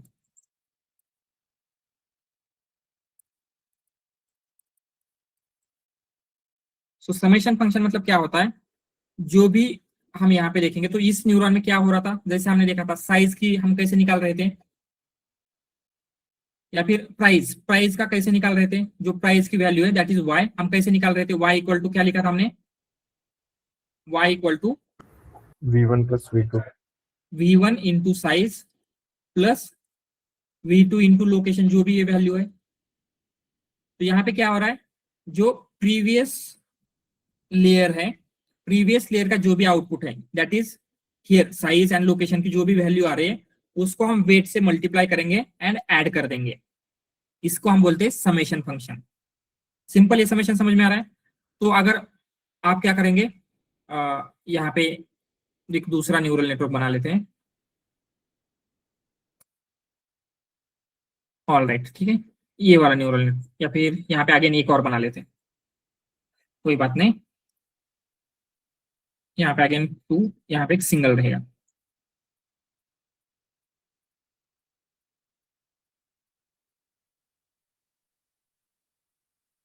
तो अगेन क्या है, यहाँ पे हर एक इसमें वेट रहेंगे, तो इसको हम बोलेंगे W11 Y11, क्योंकि ये फर्स्ट न्यूरॉन है, ये सेकंड है, ये थर्ड न्यूरॉन है। तो फर्स्ट न्यूरॉन का इसके फर्स्ट न्यूरॉन के साथ है, देन इसे क्या बोलेंगे W21, क्योंकि ये सेकंड है एंड ये फर्स्ट के साथ कनेक्टेड है, इसे क्या बोलेंगे W12,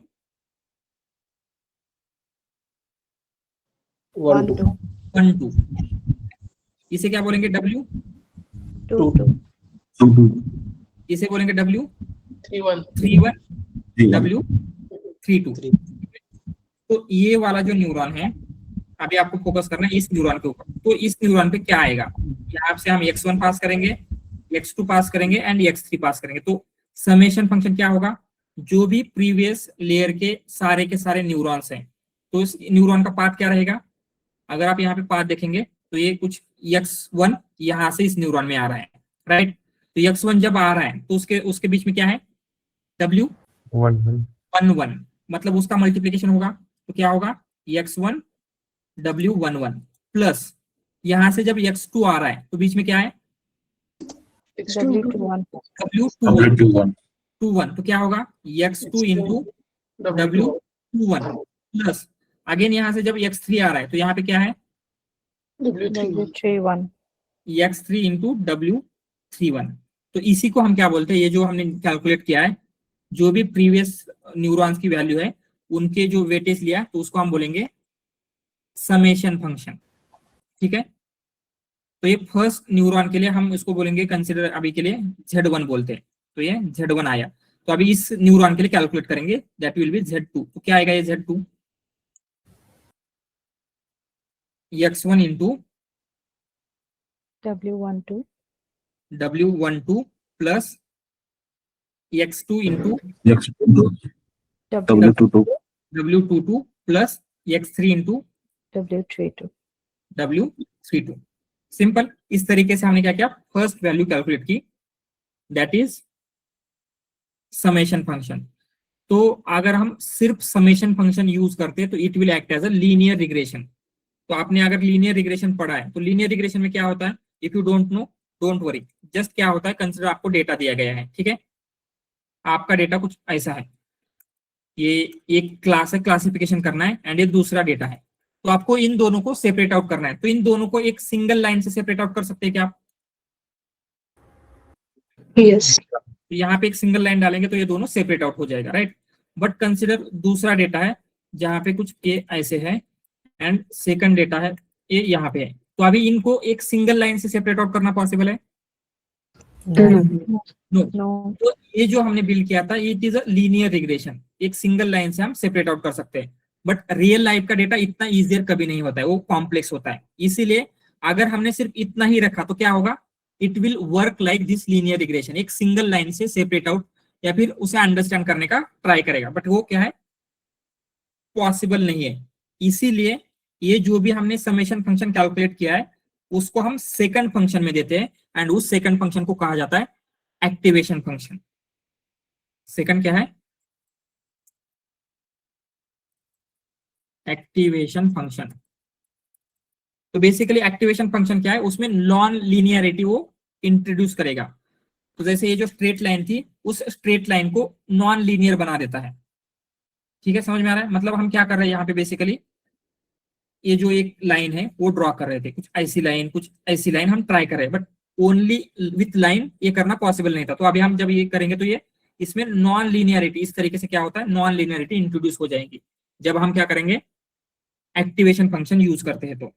ठीक है, इसीलिए क्या होगा, जो भी आपकी वैल्यू आई थी समेशन की उसे हम अगेन पास करेंगे एक्टिवेशन में। जैसे हम यहाँ पे क्या करेंगे, z लेते हैं, z इक्वल टू हमने कैसे लिया था, जो भी है w1 x1 plus w2 x2 plus w3 x3। तो हम क्या करेंगे, एक फंक्शन होता है एक्टिवेशन फंक्शन, तो इसकी वैल्यू क्या आएगी उसे हम क्या करेंगे, उस फंक्शन में z की वैल्यू सिंपली पास करेंगे तो आपको ये मिल जाएगा। तो यहाँ पे क्या होना चाहिए, ये जो z1 एंड z2 आपको मिले हैं, तो अगेन हम क्या करेंगे, उसे will pass it to the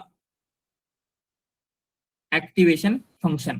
तो क्या होगा, आपको a1 मिलेगा विथ जो भी ये फंक्शन है, z1 को पास करेंगे उस फंक्शन में, एंड a2 मिलेगा अगर हम z2 पास करेंगे तो। समझ में आ रहा है? तो ये जो a1 एंड a2 है, it will be output of this particular neuron. इस न्यूरॉन का आउटपुट होगा a1, इस न्यूरॉन का होगा a2। समझ में आ रहा है? तो हर एक न्यूरॉन में दो चीजें हो रही है, एक तो हम पहले एक्टिवेशन फंक्शन कैलकुलेट करेंगे, देन दूसरा होता है, सॉरी, पहले समेशन फंक्शन कैलकुलेट करेंगे and then after that activation function. तो जस्ट हमारे पास बहुत सारे एक्टिवेशन फंक्शन है, जस्ट मैं आपको एक्टिवेशन फंक्शन कुछ है ये सब कुछ ले लेते हैं। सर एक्टिवेशन फंक्शन एक बार, हाँ हाँ, यस यस, वो देखेंगे हम एक्टिवेशन फंक्शन क्या होता है।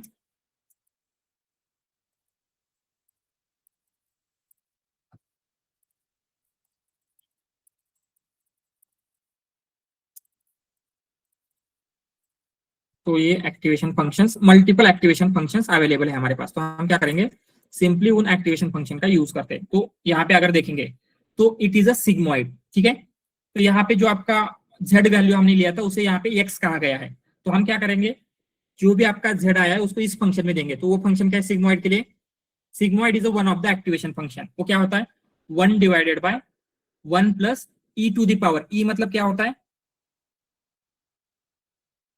Error. Yes, exponential. एक्सपोनेंशियल, या फिर उसको कांस्टेंट कहा जाता है, विच कांस्टेंट। सो यहाँ पे लिखते हैं e इन पाइथन। तो ये एक जस्ट नंबर है, उसे यूलर्स नंबर कहा जाता है। ठीक है, यहाँ पे कहीं पे होगा यूलर्स नंबर, तो उसकी अप्रोक्सीमेटली वैल्यू कुछ इतनी है, 2.7128। ठीक है, e मतलब क्या है, ये यूलर्स नंबर है, दैट इज ये इतना है। ठीक है, तो इससे क्या हो रहा है, जो भी आपका z आया था, मतलब आपका ये जो आया था, तो उसे हम क्या करेंगे, इस फंक्शन में पास करते हैं। वो फंक्शन क्या होगा, कुछ ऐसे बनता है, अगर हम सिग्मॉइड यूज करें तो 1 डिवाइडेड बाय 1 प्लस जो भी e है e to the power of z। तो इससे क्या है, कुछ वैल्यू आएगी, उसी को ही हमने क्या कहा था, ये कहा था। समझ में आ रहा है? तो ऐसे मल्टीपल फंक्शन है, तो it is one of the function sigmoid. Then उसके बाद है tan h। tan h में क्या होता है, e to the power x, मतलब जो हम z बोल रहे थे, minus e to the power minus x, ये यहाँ पे होता है। ठीक है, देन रेलू है, रेलू में क्या होगा, अगर x स्मॉलर देन 0 है तो उसे हम सिंपली 0 बोलेंगे, एंड लार्जर देन 0 है मतलब निगेटिव है तो 0 कर देंगे, या फिर मोर देन 0 और पॉजिटिव है तो एज इट इज रखते हैं, that is Relu. Then leaky रेलू, इस तरीके से क्या है, मल्टीपल एक्टिवेशन फंक्शन अवेलेबल है। तो सिंपली क्या होता है, अगर हम देखेंगे तो ये क्या कर रहा है, लाइन में नॉन लीनियरिटी दिख रही है क्या, यहाँ पे, इवन यहाँ पे भी इस तरीके से नॉन लीनियरिटी इंट्रोड्यूस हो रही है। समझ में आ रहा है? तो टू इंट्रोड्यूस नॉन लीनियरिटी हम क्या करते हैं, ये जो समेशन फंक्शन की वैल्यू आ रही है उसे कुछ एक्टिवेशन फंक्शन में पास करेंगे, एंड यहाँ पे हमारे पास मल्टीपल एक्टिवेशन फंक्शन है, एंड ये आपको ये चूज करना पड़ेगा। तो मे भी आपको लग सकता है कि इतने सारे एक्टिवेशन फंक्शन है, एग्जैक्टली कौन सा फंक्शन चूज करना है। रेलू नॉर्मली चूज करते हैं ना सर? यस, हिडन लेयर में जनरली हम रेलू यूज करेंगे, ठीक है। तो सिग्मोइड फंक्शन और बाकी ऊपर टेनिज के फंक्शन में भी तो कुछ प्रॉब्लम्स है जो रेलू एक्चुअली ठीक करता है, right? Yes, only for hidden layer, okay ठीक है। तो कंसिडर आपके पास आउटपुट लेयर है, आउटपुट मतलब जो लास्ट वाली लेयर है, तो यहाँ पे आउटपुट लेयर कौन सी है, दिस वन, राइट। तो इस न्यूरॉन में आपको कौन सा एक्टिवेशन फंक्शन, इस न्यूरॉन में कौन सा एक्टिवेशन फंक्शन यूज कर रहे हैं वो हम देख रहे हैं आउटपुट न्यूरॉन में। तो it will depend on use case. तो अगर आपका प्रॉब्लम क्लासिफिकेशन का है, एंड क्लासिफिकेशन दो टाइप के हो सकते हैं, कौन से? बाइनरी, बाइनरी, मल्टी बाइनरी और बाइनरी। यस, तो अगर आपका मल्टी क्लास क्लासिफिकेशन है तो हम यूज करेंगे सिग्मोइड, ठीक है। ये ध्यान में रखना, ये रूल ऑफ थंब हम बोल सकते हैं, ऑलवेज यूज करना ही है ऐसे नहीं है, बट जब भी बाइनरी होगा आउटपुट लेयर के न्यूरॉन में हम क्या यूज करेंगे, sigmoid, and multi class classification होगा तो सॉफ्टमैक्स, ठीक है। एंड फॉर रिग्रेशन क्या होता है, रिग्रेशन हमें कुछ नहीं करना है, लीनियर करेंगे। जस्ट हम क्या करेंगे, लीनियर यूज करते हैं। लीनियर मतलब क्या होता है, नो एक्टिवेशन, कोई भी एक्टिवेशन यूज नहीं करना है। तो जो z की वैल्यू आ रही है उसमें पास करेंगे तो एज इट इज रहेगा। तो आप क्या करेंगे, रिग्रेशन में कोई भी एक्टिवेशन फंक्शन यूज नहीं करना है, ठीक है। तो अभी मे भी आपको हिडन लेयर में सेट करना होगा। तो हिडन लेयर के लिए क्या होता है, आप कोई भी, जनरली क्या होता है, एनी नॉन लीनियर, मतलब इस लीनियर को छोड़ के जो भी है, सिग्मोइड, सॉफ्टमैक्स, जनरली कोई भी यूज कर सकते हैं, बट हम क्या करेंगे, प्रीफर किया जाता है रेलू को, या फिर रेलू के जो वेरिएंट्स है हम लिख सकते हैं, we can use any non linear theoretically, but practically हम कभी भी यूज नहीं करते। थियोरेटिकली क्या होता है, एनी नॉन लीनियर एक्टिवेशन हम यूज कर सकते हैं, बट क्या यूज किया जाता है प्रैक्टिकली, रेलू उसे ही कहा जाता है रेक्टिफाइड लीनियर यूनिट, ठीक है। या फिर उसके जो वेरिएंट्स है वो भी यूज किए जाते हैं, तो हम क्या बोलेंगे, रेलू इज मोस्ट पॉपुलर। तो जनरली अगर आपको समझ में नहीं आ रहा है हिडन लेयर में क्या यूज करना है, रेलू यूज कर दो, ठीक है। ये समझ में आ रहा है कि एक्टिवेशन फंक्शन कैसे चूज करना है, ऑलराइट। तो अगर आप यहाँ पे अगर नेगेटिव में जाएगा तब क्या टाइम के हम लोग रेलू यूज करेंगे क्या? करने की जरूरत नहीं है, बट सम टाइम क्या होता है, वो वहां पे डाइंग रेलू का इश्यू हो सकता है, तो हम लीकी रेलू या फिर जो रेलू के वेरिएंट्स है उनका भी यूज कर सकते हैं, ठीक है। Okay sir.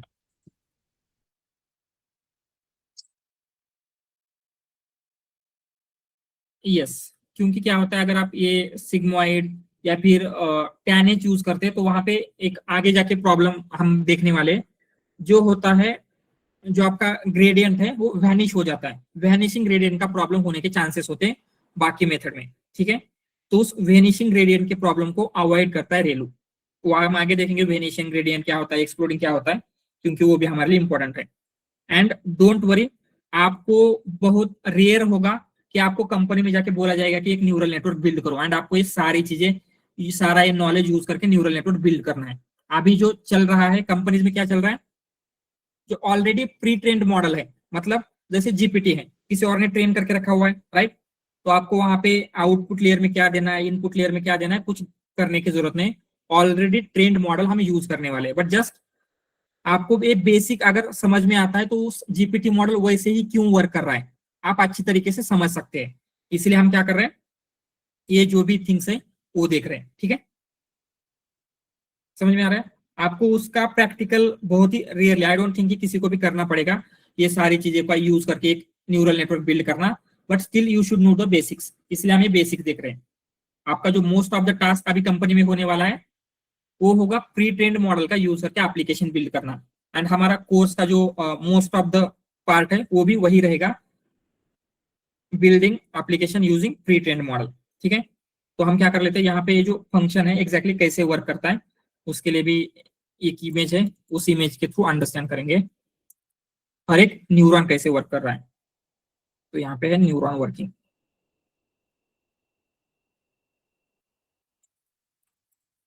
तो क्या हो रहा है हर एक न्यूरॉन में, जो भी उसका इनपुट है, इनपुट 1 इनपुट 2, कितने भी इनपुट हो सकते हैं, राइट, इनपुट n तक, तो क्या होगा। And again one more thing जो हमने कंसिडर नहीं की थी, यहाँ पे बायस की भी वैल्यू होती है, ठीक है।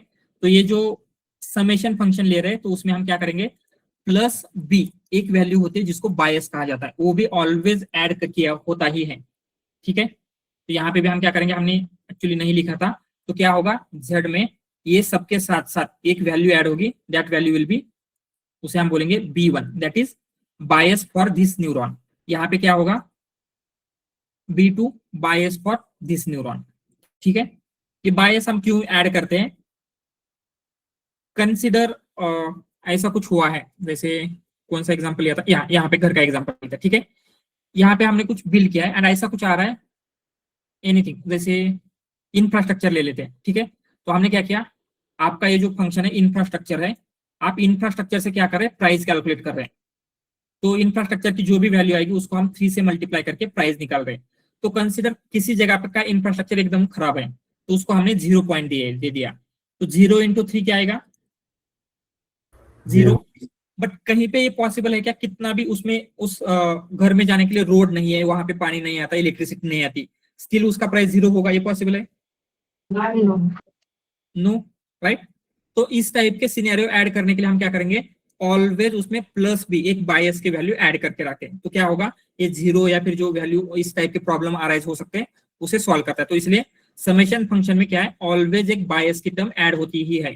जैसे यहाँ पे हमने क्या किया है, समेशन फंक्शन में लास्ट में बायस ऐड किया है, तो समेशन फंक्शन में क्या होगा, previous input into weight plus bias, and then इसकी जो भी वैल्यू आएगी उसको हम एक्टिवेशन फंक्शन में पास करेंगे, तो आपको एक्टिवेशन मिल जाता है। So it's like a intercept, like a y is equal to mx plus c. Exactly, linear regression में जो इंटरसेप्ट होता है वही उसे यहाँ पे बायस कहा जाता है, ठीक है। तो क्या हो रहा है, input into weight 1, input 2 into weight 2, input n into weight n, जितने भी इनपुट है प्लस बायस की टर्म, तो इन सब का हम क्या करेंगे, एडिशन करेंगे, मतलब सम लेते हैं, एंड देन वो जो भी सम आ रहे हैं उसे हम कहाँ पे पास करेंगे, एक्टिवेशन फंक्शन में, एंड देन एक्टिवेशन फंक्शन का जो भी आउटपुट है वो आउटपुट होगा किसी भी पर्टिकुलर न्यूरॉन का। तो यहाँ पे इस न्यूरॉन का आउटपुट A1 कैसे आया, क्योंकि उसकी जो एक्टिवेशन फंक्शन है A1 है, इसका A2 कैसे है, क्योंकि इसकी एक्टिवेशन फंक्शन की A2 है। तो आपको जब Y कैलकुलेट करना है तो आप कैसे कैलकुलेट करेंगे, यहाँ पे हम कुछ वेट लेते हैं, उसे हम बोलेंगे जस्ट V1 V2 बोलते हैं, तो V1 एंड V2 से ये Y आपका कैसे कैलकुलेट होगा, अगेन वहां पे भी 2 चीजें होगी, फर्स्ट समेशन होगा, तो हम उसको कंसीडर क्या बोलेंगे, y ऑफ z बोलते हैं, मतलब ये समेशन ऑफ y के लिए कैलकुलेट करें, तो क्या होगा, समेशन क्या आएगा उसका,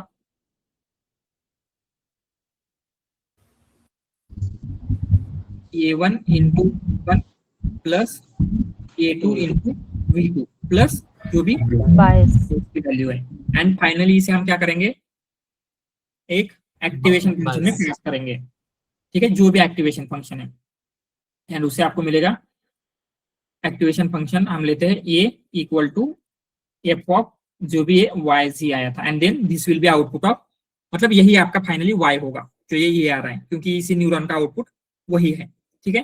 तो एवरी न्यूरॉन क्या होता है, जितने भी न्यूरल नेटवर्क है इसी तरीके से वर्क करते हैं। जैसे यहाँ पे क्या होगा, स्टार्टिंग में लेते हैं, तो इस न्यूरॉन में क्या होगा, इसके जितने भी इनपुट आ रहे हैं वेट से मल्टीप्लाई होंगे, प्लस बायस समेशन होगा, प्लस एक्टिवेशन में जाएगा, तो एक्टिवेशन की वैल्यू A1, सेम उसके लिए A2, तो इसमें क्या होगा, A1 इंटू ये वैल्यू वेट की, A2 इंटू ये वैल्यू, देन इसकी वैल्यू आएगी, देन आगे ये इस तरीके से क्या होता है, फ्लो होता जाता है, ठीक है। तो ये न्यूरॉन कैसे वर्क कर रहा है ये क्लियर है, Yes, sir. All right. तो हमने देखा This flow is called forward propagation, right? Yes yes yes, उसे हम फॉरवर्ड प्रोपगेशन बोलते हैं। आगे वो सारी चीजें देखेंगे हम, तो अभी देखेंगे न्यूरॉन देखा हमने, अभी देखेंगे लेयर्स, मतलब क्या होता है, अगर आप मल्टीपल न्यूरॉन्स को वर्टिकली स्टैक कर रहे हैं, क्या हो रहा है, when we stack multiple neurons together, तो उसे क्या बोलेंगे हम? जैसे layer. यहाँ पे लेयर होता है, राइट।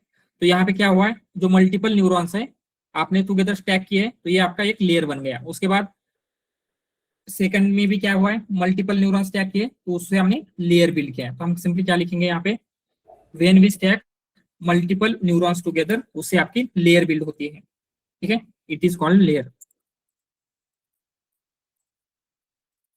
एंड जब मल्टीपल लेयर को स्टैक करेंगे तो Network. a whole network build, ठीक है। when we stack multiple when we stack multiple layers together, इसे हम क्या बोलेंगे, इट इज कॉल्ड, आपका नेटवर्क बिल्ड होता है, ठीक है। तो क्या हो रहा है, ईच न्यूरॉन कैसे वर्क करता है, देन ईच न्यूरॉन से लेयर वर्क करेंगे एंड सारी लेयर का वर्किंग टुगेदर करेंगे, तो अब उससे आपका क्या होता है, कंप्लीट नेटवर्क बिल्ड होता है। समझ में आ रहा है? एंड जैसे हमने देखा था, जो आपका लेयर्स है उसके मेनली 3 टाइप ऑफ लेयर होती है। क्या क्या होती है?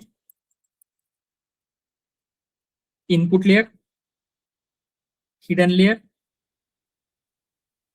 And Output. Output layer.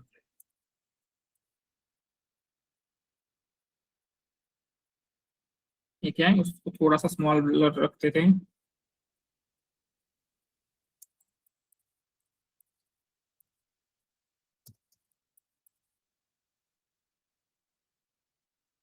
तो यहाँ पे क्या है, इनपुट लेयर है, जो जहाँ पे इनपुट पास होगा, देन जो बीच में जितने भी है वो हिडन लेयर होगी, एंड फाइनली जहाँ से आउटपुट मिल रहा है that will be output layer. तो कितने लेयर है वो लेयर्स के बारे में भी लिखते हैं, लेयर्स इन न्यूरल नेटवर्क। कौन से है? इन इनपुट लेयर, इनपुट लेयर में क्या हो रहा है, जहां से आपका इनपुट पास होगा, input feature of training data, right. जो भी ट्रेनिंग डेटा है, जैसे हमने एरिया साइज जो भी था, तो हम वो क्या होते हैं, इनपुट पास होगा, input feature of training data, ठीक है। ट्रेनिंग डेटा के जो इनपुट फीचर है वो पास होते हैं। देन हिडन लेयर में क्या होता है, जो कॉम्प्लेक्स फीचर है, तो हम इनपुट ये बिल्ड कर रहा है, राइट। तो लिखते हैं calculate some complex features from input input data, या फिर यस इनपुट डेटा लिखते हैं। And finally output layer, output layer में क्या होता है, जो आपका फाइनल आउटपुट है गिव्स प्रिडिक्शन, या फिर हम उसको बोल सकते हैं फाइनल आउटपुट, वो आपको इस लेयर से मिलेगा। सो फाइनल प्रेडिक्शन में अगर 2 चीजें चाहिए होगी, 2 आउटपुट्स, तो उसके लिए कैसे चेंज करेंगे लेयर्स में? तो वहां पे हम 2 न्यूरॉन लगाने पड़ेंगे। यहाँ पे सिंगल लिया था क्योंकि एक सिंगल वैल्यू चाहिए थी, 2 वैल्यू चाहेंगे तो 2 न्यूरॉन्स हम इंक्लूड करेंगे। फर्स्ट न्यूरॉन एक वैल्यू देगा, सेकंड न्यूरॉन एक वैल्यू देगा। Okay. Sir, how to decide the number of hidden layers and number of neurons in each layer? Yes, so that is hyper parameter. तो आगे हम देखने वाले हाइपर पैरामीटर क्या होते हैं, कुछ ऐसी चीजें जो आपको ट्रेनिंग से पहले ही फिक्स करनी होती है। हाइपर पैरामीटर हमने एक और टर्म के लिए कहा था, क्या था वो? Learning rate. Learning rate. तो लर्निंग रेट भी आपको ट्रेनिंग से पहले ही डिसाइड करना होता है। तो सेम वे में आपका ये जो लेयर की साइज है, देन आपके न्यूरॉन्स कितने होंगे, देन ईच न्यूरॉन में एक्टिवेशन क्या होगा, these all are hyper parameters. तो उसके लिए हाइपर पैरामीटर ट्यूनिंग होती है। तो I will share some resources, and एक नोटबुक है मेरे पास, वो हम क्या करेंगे, वो आप देख सकते हैं कि हाइपर पैरामीटर ट्यूनिंग कैसे कर सकते हैं। तो वो क्या है, हाइपर पैरामीटर ट्यूनिंग में क्या है, हम फाइंड आउट करते हैं कि आपके लिए इन सारी चीजों की ऑप्टिमल वैल्यू क्या रहेगी, ठीक है। All right, anything else? So जो भी हमने ये आज पढ़ा है ये सबको क्लियर है, इसमें किसी को भी कुछ डाउट? जो मैथ पढ़ा, जो चीजें पढ़ी। सर एक्टिवेशन फंक्शन और बायस वाला थोड़ा रिपीट कर सकते हैं? या श्योर। तो बायस मतलब क्या होता है, हमने देखा था, जो हम समेशन कैलकुलेट कर रहे हैं, राइट। जैसे हमने यहाँ पे समेशन कैलकुलेट किया है, राइट। समेशन कैसे कैलकुलेट हो रहा है, जो भी आपका प्रीवियस है वैल्यू है उसको वेट के साथ मल्टीप्लाई करेंगे, सबको ऐड कर रहे हैं। बट समटाइम्स चांसेस होता है कि ये जो सारी वैल्यू आ रही है ये जीरो आ जाए, राइट। जैसे हमने इंफ्रास्ट्रक्चर के लिए केस में एग्जांपल लिया था, तो समटाइम्स क्या होगा, ये जीरो होना हमारे लिए बेनिफिशियल नहीं है, या फिर ऐसा ये पॉसिबल ही नहीं हो सकता। जैसे एग्जांपल के लिए लिया था, अगर आपका इंफ्रास्ट्रक्चर खराब है तो प्राइस जीरो हो सकती है क्या उसकी कभी? No, right. तो इवन दो आपका ये समेशन फंक्शन जीरो आ रहा है, आपकी फाइनल वैल्यू कभी जीरो नहीं हो सकती। इसीलिए इस टाइप के जो प्रॉब्लम फेस करने पड़ सकते हैं आपको, उनको अवॉइड करने के लिए बायस की टर्म ऐड करते हैं। वो क्या कर देगी, इवन आपका ये जो वैल्यू जीरो आ रही है, बिकॉज ऑफ दिस वैल्यू आपकी वैल्यू कुछ पॉजिटिव में रहेगी, मे बी 100 200 जो भी इसकी वैल्यू होगी, ठीक है। This is bias. And then activation function क्यों यूज कर रहे हैं? जैसे हमने देखा था कि ये टाइप का अगर ये जो डेटा है उसको आपको क्लासिफाई करना है, तो एक सिंगल लाइन से आप क्लासिफाई कर सकते हैं, राइट। तो ये जो फंक्शन बना है ये आपको सिंगल लाइन क्रिएट करके देता है इस तरीके से।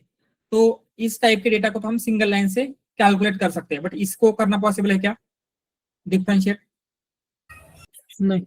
तो इसके लिए आपको ऐसे लाइन में क्या चाहिए, नॉन लीनियरिटी चाहिए, राइट। तो नॉन लीनियरिटी कौन ऐड करता है, ये एक्टिवेशन फंक्शन। तो जो भी एक्टिवेशन फंक्शन देखे थे उसमें हम इनपुट पास करेंगे, तो इनपुट को क्या करता है, नॉन लीनियर वैल्यू में चेंज करता है। जैसे अगर आप यहाँ पे उनकी देखेंगे तो वो क्या होते हैं, नॉन लीनियरिटी इंट्रोड्यूस करते हैं। तो उसके लिए क्या करेंगे, जो भी आपके समेशन फंक्शन की वैल्यू आ रही है उसमें हम क्या करते हैं, नॉन लीनियरिटी इंट्रोड्यूस करने के लिए एक्टिवेशन फंक्शन में पास करेंगे।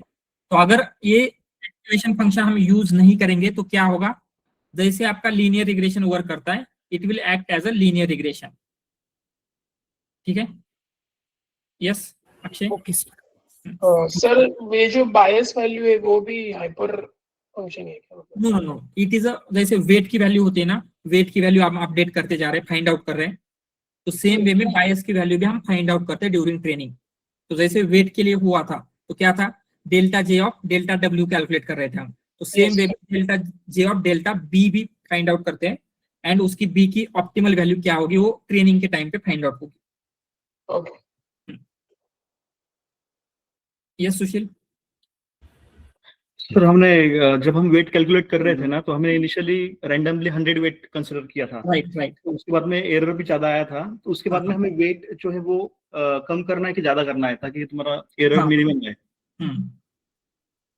तो तो क्या करना पड़ेगा मतलब उस केस में?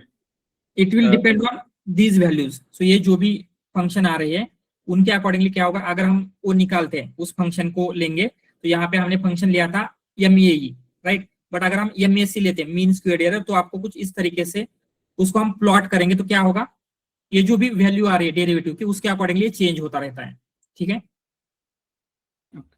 तो ये मैथमेटिकल फंक्शन, ये जो फॉर्मूला हम यूज करेंगे तो आपको एग्जैक्टली पता चलेगा उस वैल्यू को इंक्रीज करना है या फिर डिक्रीज करना है। Okay sir. Yes Shubham.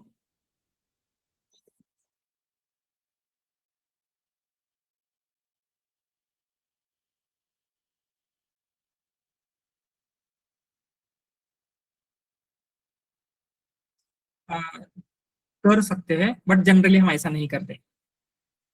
Possible है बट ऐसा कभी नहीं होता, ऑलवेज हम हिडन लेयर में एक्टिवेशन फंक्शन यूज करते ही हैं।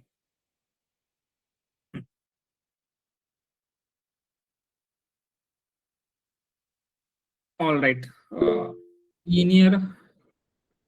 ओके ऋतुजा। सर जब हम आउटपुट कैलकुलेट करते हैं तब like on the last step हम बायस ऐड करते हैं क्या? यस, हर जगह पे बायस ऐड होगा। सो जहाँ पे भी मतलब समेशन होने वाला है वहाँ पे बायस ऐड होगा। बायस ऐड होगा, राइट। यस शुभम।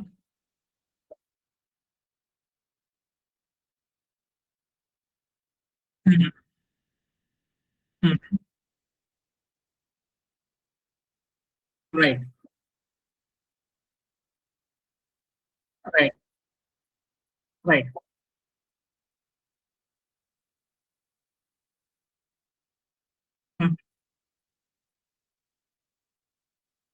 यस, अगर इनपुट में एक सिंगल वर्ड जा रहा है तो 10 के न्यूरॉन होंगे, अगर 2 वर्ड जा रहे हैं तो 20 के होंगे।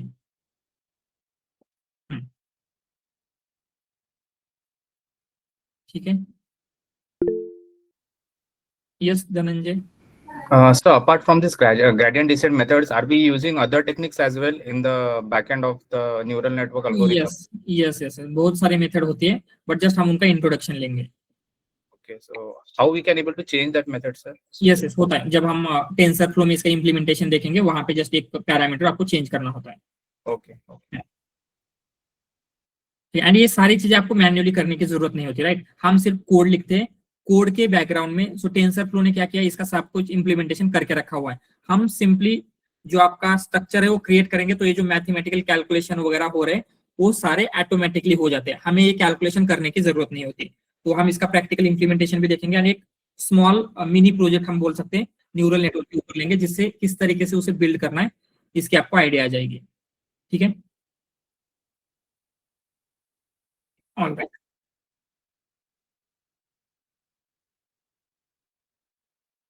उतना नहीं आएगा. मे भी आपको पूछा जा सकता है कि linear regression, sorry not linear regression, neural network कैसे वर्क करता है.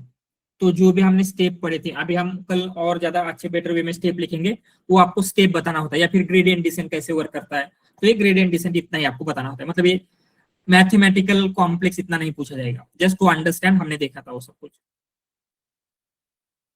ठीक है. एंड वन मोर थिंग, इस वीकेंड पे आपका इंटरव्यू होने वाले हैं, राइट. सो सैटरडे संडे जो भी आपने टाइम सेलेक्ट किया था, तो उसके लिए आपको प्रिपेयर होना है.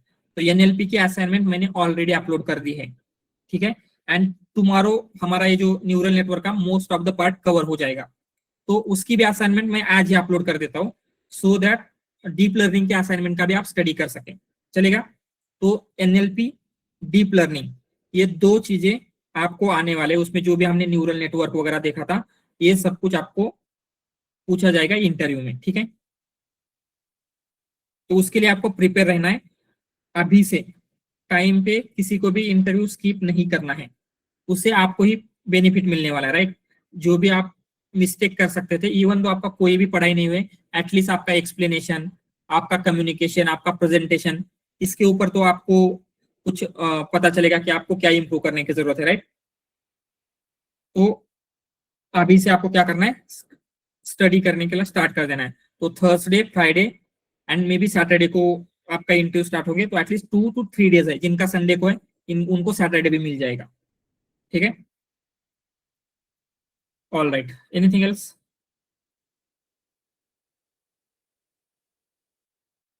Okay then. So neural network का जो भी पार्ट बचा हुआ है वो हम टुमारो देखेंगे. एंड डीप लर्निंग की असाइनमेंट मैं आज ही अपलोड कर देता हूँ. ठीक है. उसमें जो भी बचा हुआ पार्ट है वो भी हम देखने वाले. ठीक है. सर म्हणून ट्रान्सफॉर्मर मध्ये आपल्याला पहिले हा लेअर आहे ना FNN आणि त्याच्यानंतर soft max to convert that summation into the soft max, so it can not produce the non linearity. म्हणजे ट्रान्सफॉर्मर मध्ये हे ऑलरेडी सगळं होतंय. सॉफ्ट मैथ्स नॉन लिनियरिटी के लिए नहीं है वहां पे, वो नेक्स्ट वर्ड का प्रोबेबिलिटी प्रिडिक्ट करने के लिए आपको नेक्स्ट वर्ड प्रिडिक्ट करना है वहां पे. Okay okay got it. ठीक.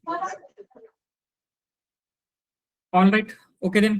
Thank you guys. Bye. Good night.